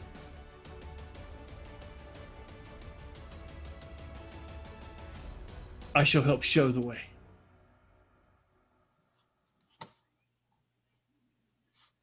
As you do that,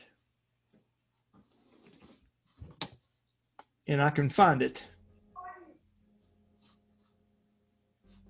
all of a sudden a light begins to come down this hallway right here, guys. Okay? And in the distance, you hear these loud, echoing steps of metal on stone.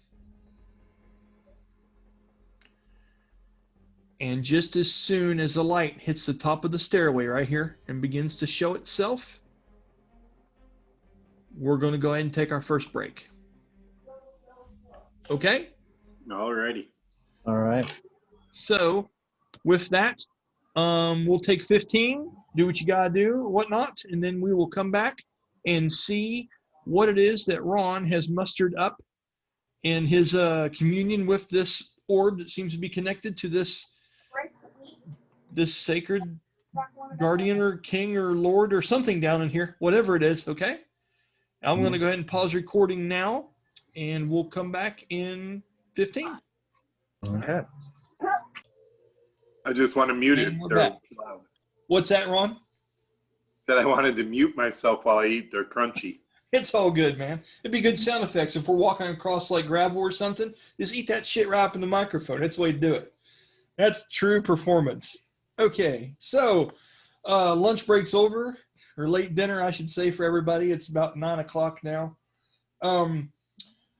We are getting ready to meet someone possibly. So with that, let me go ahead and share screen.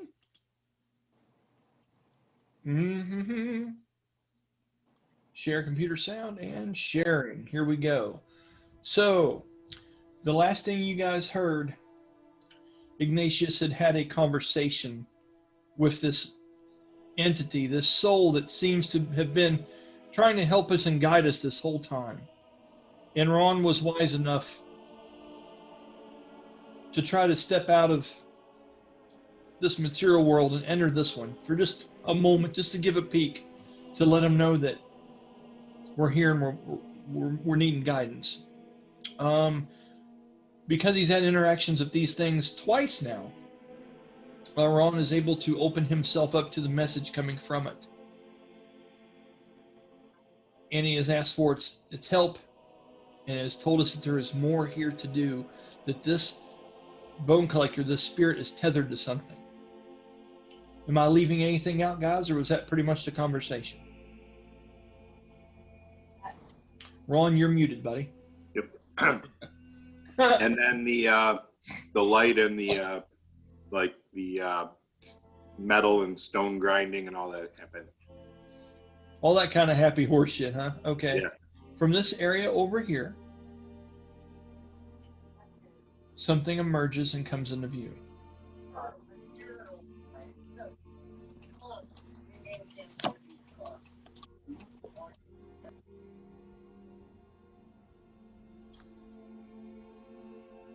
As an ancient soldier,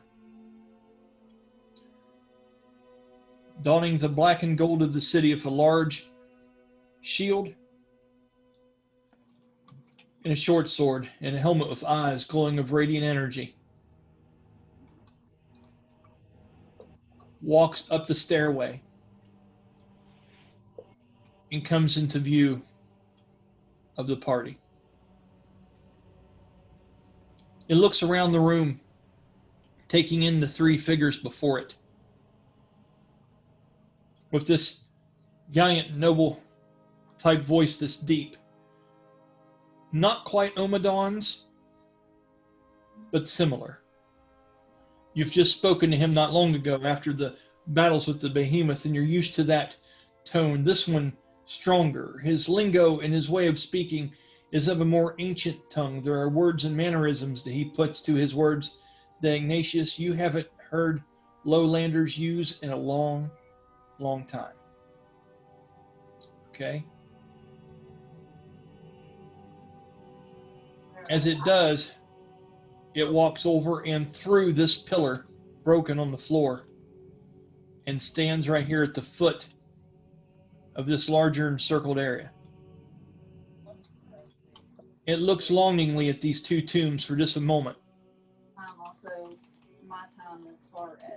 before it turns around and locks eyes with you, Ignatius. You can see the makeshift of some kind of pointed black beard that hangs out from underneath of this visor in the character's armored helmet, which has seen a lot of battle. It looks to you and it gives you a knowing nod. And it turns and it looks towards you two down here. And it slowly approaches you two. Bastille, what are you doing?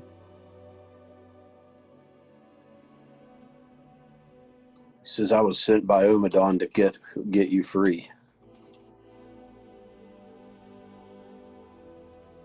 He turns and looks to you. Rainlore isn't saying anything. Rainlore is hanging that shroud back around his shoulder and retying it around his neck. He was going to throw that shroud down, Danny, when that thing reappeared and put that thing over. Remember what it does? Yeah, and I was going to try that shit, but it came out before I could get to it. As he looks over to you,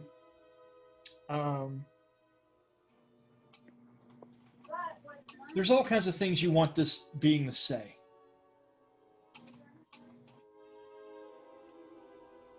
And he looks to you and it says, an unlikely messenger. He goes, there is good in all forms. And he says, and there is discipline in all manner of being. And so you have found me, it says to you, in a very strong and forward voice. So what shall you do with me now that you have? And it looks, and Rainlore looks over to it. And Rainlore kind of cuts out his normal kind of antics of his voice a little bit. He's still kind of gruff and has that kind of dude, cool man kind of thing to him, but not nearly as much in this manner. You know, Danny, when Rainlore speaks of the dead and speaks of things like this, he is a much more stoic personality than he is normally. Okay? And Rainlore would say to him, there's a room further back in there. It's going to take some time with all this. And he looks at the ground with all the large layers of stones and things that are in the way. By the way, Ignatious, do you have anything that would move large amounts of stones?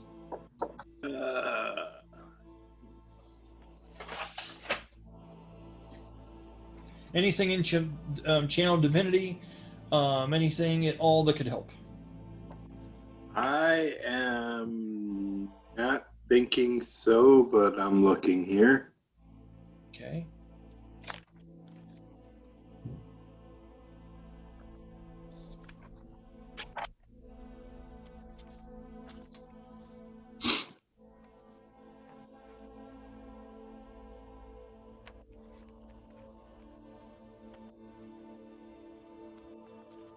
Okay.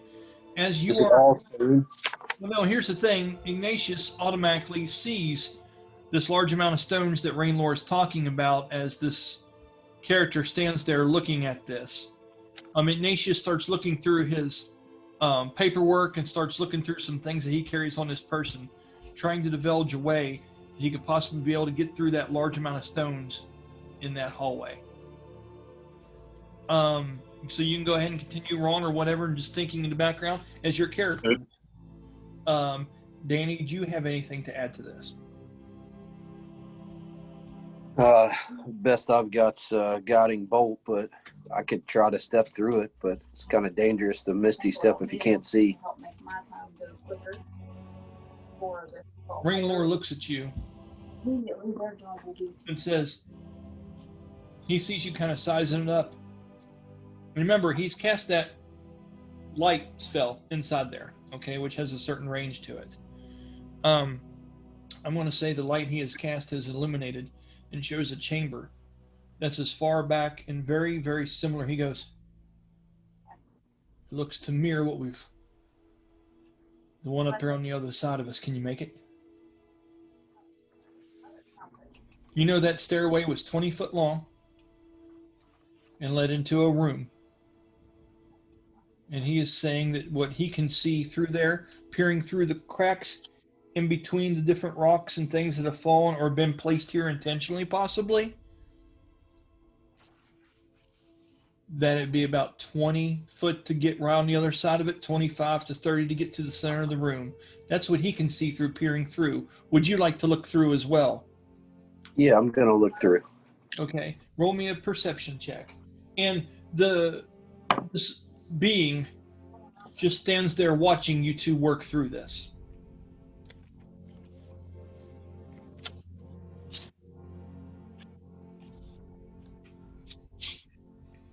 $19. Okay, yeah, because that's right there. Okay.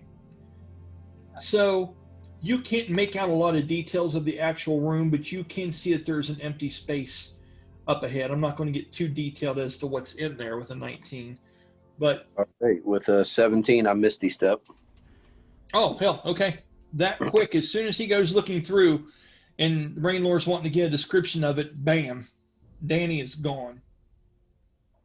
Okay. With that, Danny, something comes into view.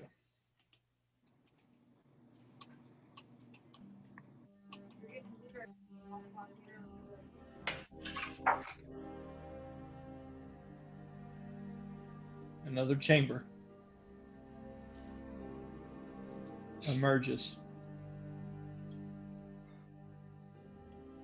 And you are now on the inside, Bastille. And you are face to face with something that almost saddens you. I'll describe it the best that I can. As you hear Rainlore's voice in the background through the rubble and through the thick rocks. Man, what? Did you make it all right? What's going on there? I'm not alone. Give me a second. As that happens, Rainlore looks and Ignatious looks. The spirit, this entity says, remain here. This should only be for as few pairs of eyes as possible. It must be done. And with that, the spiritual character comes through and comes through the other side of all this rubble that was in the stairway and lands here behind you. Danny, you see the light come out from behind your feet as you know you're not alone in this room. And he silently stands there like a statue. You see two more of these hawk statues. But there's no tomb here. No sarcophagus.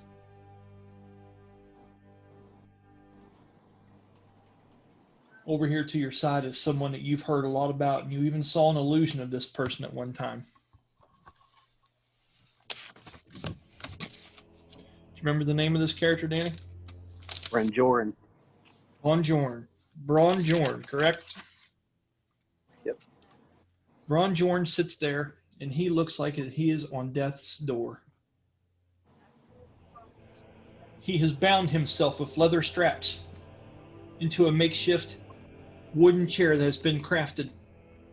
There are the remains of skeletal beings around him and lay around the other side of this, very similar to the ones you have fought on your way into this place. And upon a quick look around, you can see that these skeletons buried him in here to keep him safe and then fell when his bond with that spiritual being was broken. They were standing here as guards over his body.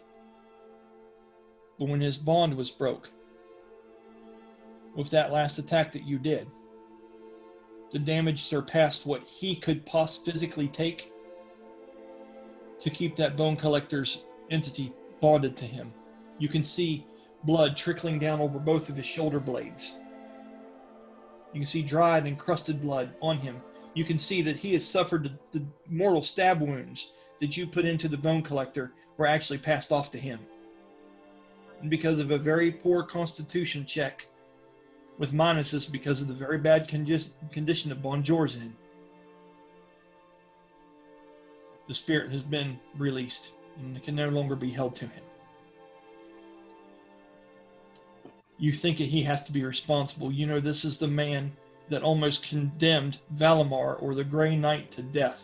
This is the one that used to be the lead of the guard here in New Gemdar, and the one that fell from grace when he found out that he was trying to set up Bastille for a crime, or set up Valimar for a crime that he didn't commit, and was shunned and banished from the city, never to return.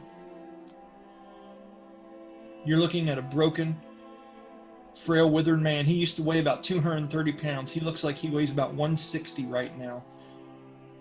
He is pale, dark rings around his eyes. He has got things painted on him, necrotic magic. And he has bound himself into this chair so he could suffer this, almost like a person biting onto a stick to remove a bullet from them so they could take the pain of what they were going through. And he just looks up at you, heaving in deep breaths. Looking up at you, you recognize wounds on him that you've dealt out to other skeletons in this place. It's all been him. He felt them all.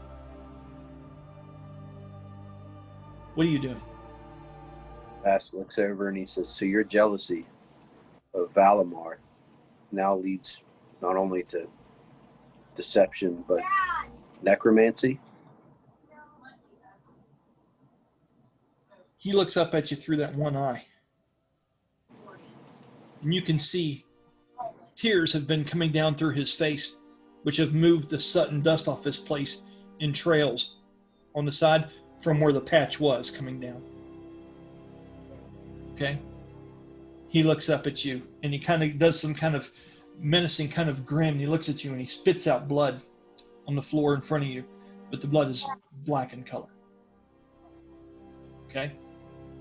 As he does that, As he does that, Bast rolls one of his normal daggers up between his fingers and then summons one of the other ones to his hand. So he's got one of his pack blades in his hand and one of the normal ones in his left hand. And he looks to him and he says, "One more moment of light. Take your chance.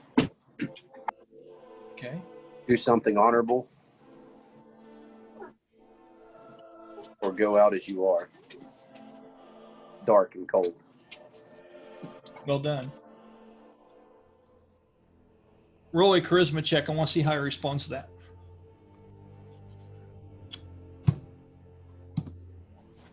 "17.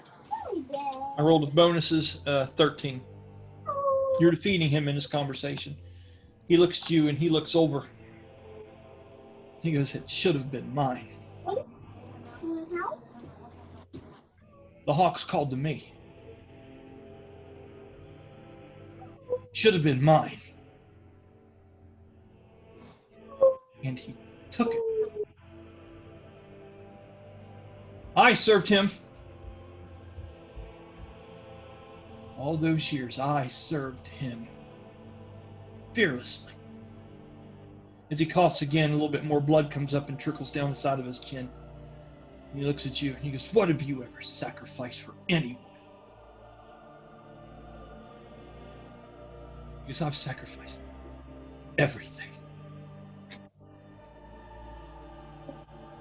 Roll in a intelligence check. 19. Okay. Investigation, you look around, you see something that sends a cold chill down your spine, and you notice this. Sean, listen up for this one. As you see him making fists in that chair as he's spouting out these words, and you see the tendrils of tendons tighten up and stuff against the beams, you see a faint tattoo of a raven on the inside of his left one. And he looks at you and he says, "But now it'll be for him. It'll be for him. He should have never even been born." And he says like that, and he pulls Todd against the things again like this, and he rocks it and shit like that. Do you have any idea at all what he's talking about? I think he's talking about Valimar taking his position, but I think what it is he was taken over by a raven, which Bast is familiar with what those tattoos will do. Right, okay. Good deal. But I mean, I'm just wondering, okay. So But with he's that, saying that, go ahead. and probably saying that the king shouldn't have been born, that he robbed him of his spot, that he should have been king even. So what do you say to him in light of that?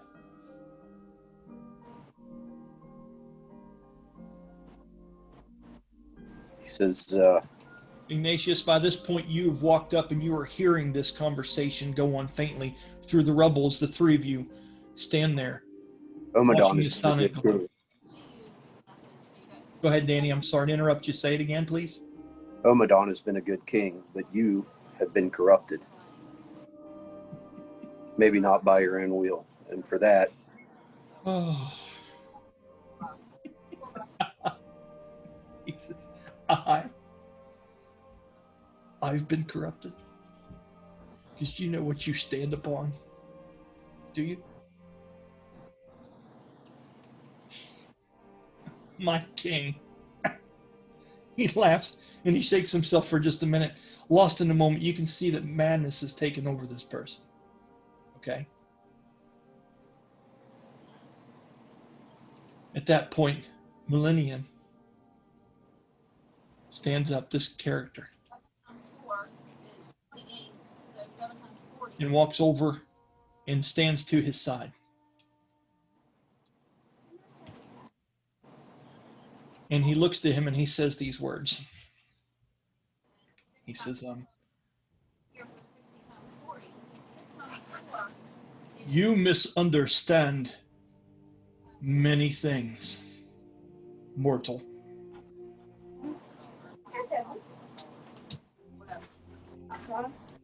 Your bloodline will be in this tomb.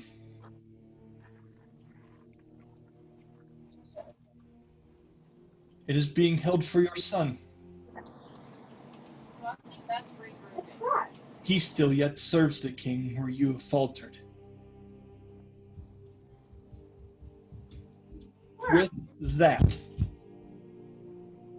I want you to roll an intelligence check with advantage.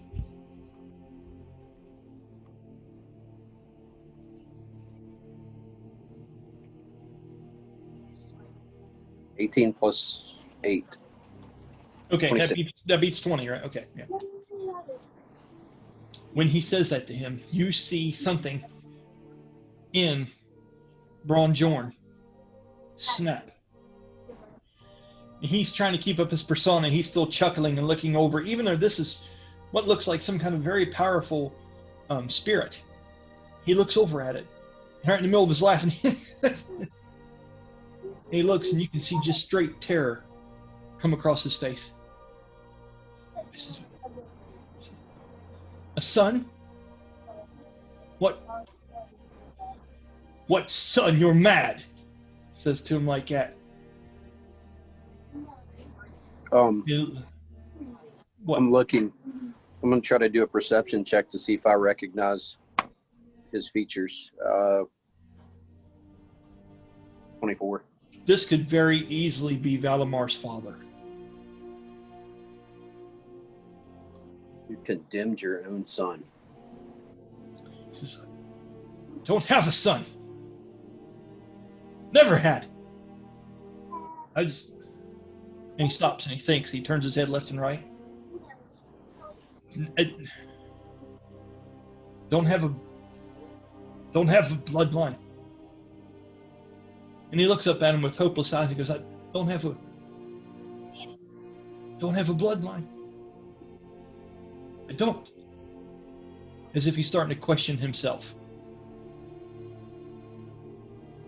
With that, Rainlore looks over to you, Iggy, out there in a hallway, and just gives you a very mournful look and shakes his head slowly, acknowledging what's going on down inside here. What are you saying to him, if anything?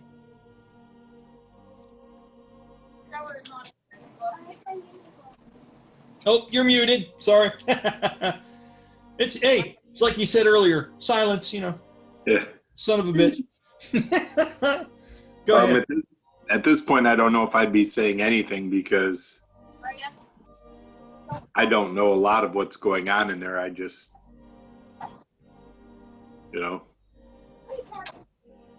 He says,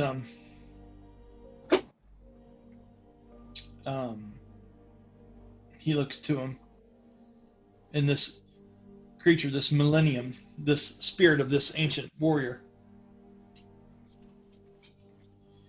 looks down to him and he says, Bronjorn, I looked forward to meeting you one day.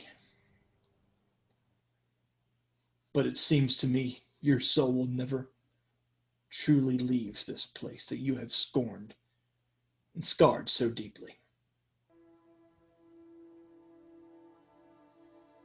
So I leave you here to it. The only thing that will ever haunt these halls again will be you. And with that, Danny, I need you to do me a dexterity roll with disadvantage. Oh, fuck. Oh, yeah. 17. Okay. With that, at almost 1.5 times the quickness that you naturally have, he goes up and he draws up this blade that he has, and he sends it through the body of Bronjorn. As it jumps and tenses and stuff, you could see that it has knocked out a spirit, almost like something kicked it out of him, like you maybe have seen in movies at this time, and you see the body of Bronjorn start to fade. Okay? And as it does, you just see what little bit of color this mortal body had left in it is gone. And you hear a deep sigh, and the head falls down. You hear the neck bones start to crack as if he has been dead for quite a while. And this dark energy that he has summoned into this place, what he has done to himself, is the only thing that left him living. As he does that, and that sword goes through, not only do you see an ethereal version of his body lay to the floor, and you can hear the hands and face of him smack as he lands, but hundreds of barbed chain links that look just like the ones that the bone collector carried scatter and spread all over the floor, almost like someone dropped $500 worth of quarters. Ron Jordan is sitting there left on the floor, hands shaking. He's going to pick him up. No, we're not through. Not through with any of you. And as he's saying that, his words seem like they're getting more and more distant, as if he is being silenced himself. The knight beside you takes his helmet off and holds it in his chest. He is losing his connection with this world in his life. He will sadly stay here and have to watch over his own blood. Hopefully he'll come to terms with the duty that I have had for so long. He says, take the patch to Omadon. Tell him what happened here and no one else. You're never to speak of this. Nods to you. Picks up the patch. And the patch is left laying in that wooden seat when he knocked him out of it. It's well, no, it's still laying on his corpse, his body. It's still on him. Okay. So, like the Goonies, do you just walk up and pick it up off of him? Yeah, but as he does, he looks to him and he says, and what of Valimar?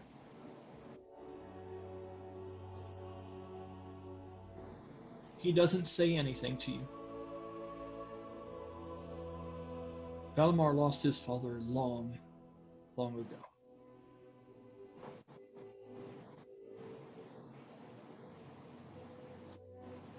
With that,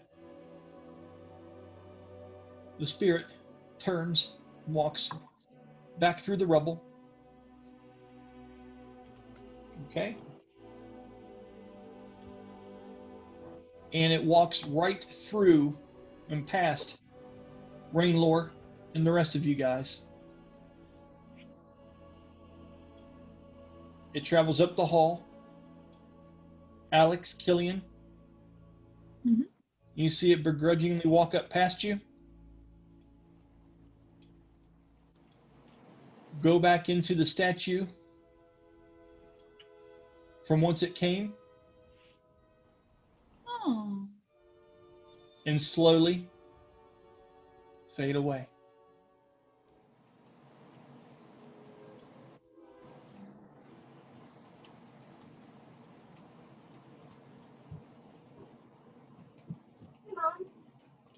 And with that, we'll go ahead and end tonight's episode. It's fun. Just a pressure problem. Go. Does that work for everybody? Yeah. Ooh. Yep. Okay. Bit of an intense episode. Okay. So, well done, guys. Well done. Some seriously cool things just kind of came to light. Keep in mind, Danny, who may know things, who may not understand. Rainlore overheard quite a bit. Ignatious won't understand some of these things, but you do. I'm curious, what Bastille thinks of this. Share with me real quick before we stop recording. Bast is probably a little conflicted because he considers Valimar a close friend, but you know, and especially seeing how his raising without his parents went, what created Bast actually. He could be a bastard. I mean, he didn't really have any ties. The king has always said he kind of just picked him because he was the one that proved himself. Never know. I mean, it could be literally dozens of different things. But the other thing is he knows that Omadon sees very well because he's seen things about Bast that he thought was secret. Yeah. So Bast would be wondering how much of that Omadon already knows. Huh. Yeah, that's true. That's true. Yeah, there's obviously going to be some very cool conversations to have the next episode or so around the city. The other thing he's concerned about is that Raven. He's not sure whether he needs to go to Landris or to Dorvok with that. Yep. And you have seen that one time before, and that was a major problem, and that was on Roselia, your interest. Yeah, the Tabard Maiden. So, with that, we'll go ahead and end tonight. Thanks for watching. That was a really fun one. I really like getting into that. That was fun. I've been waiting to do that for quite a while. So I'll do what we always do. I'll stop recording, and then we'll have a little bullshit session and talk about this. And hopefully we'll get another one of these up on Sunday. And then we're going to see what kind of piñata Danny's character and Sean's character make out there in front of the crow's nest. We'll see what kind of shit we get into there, okay? All right, once again, thanks a lot if you are watching. We appreciate you keeping up with us in the storyline. And we will see you on Sunday. Take care, guys.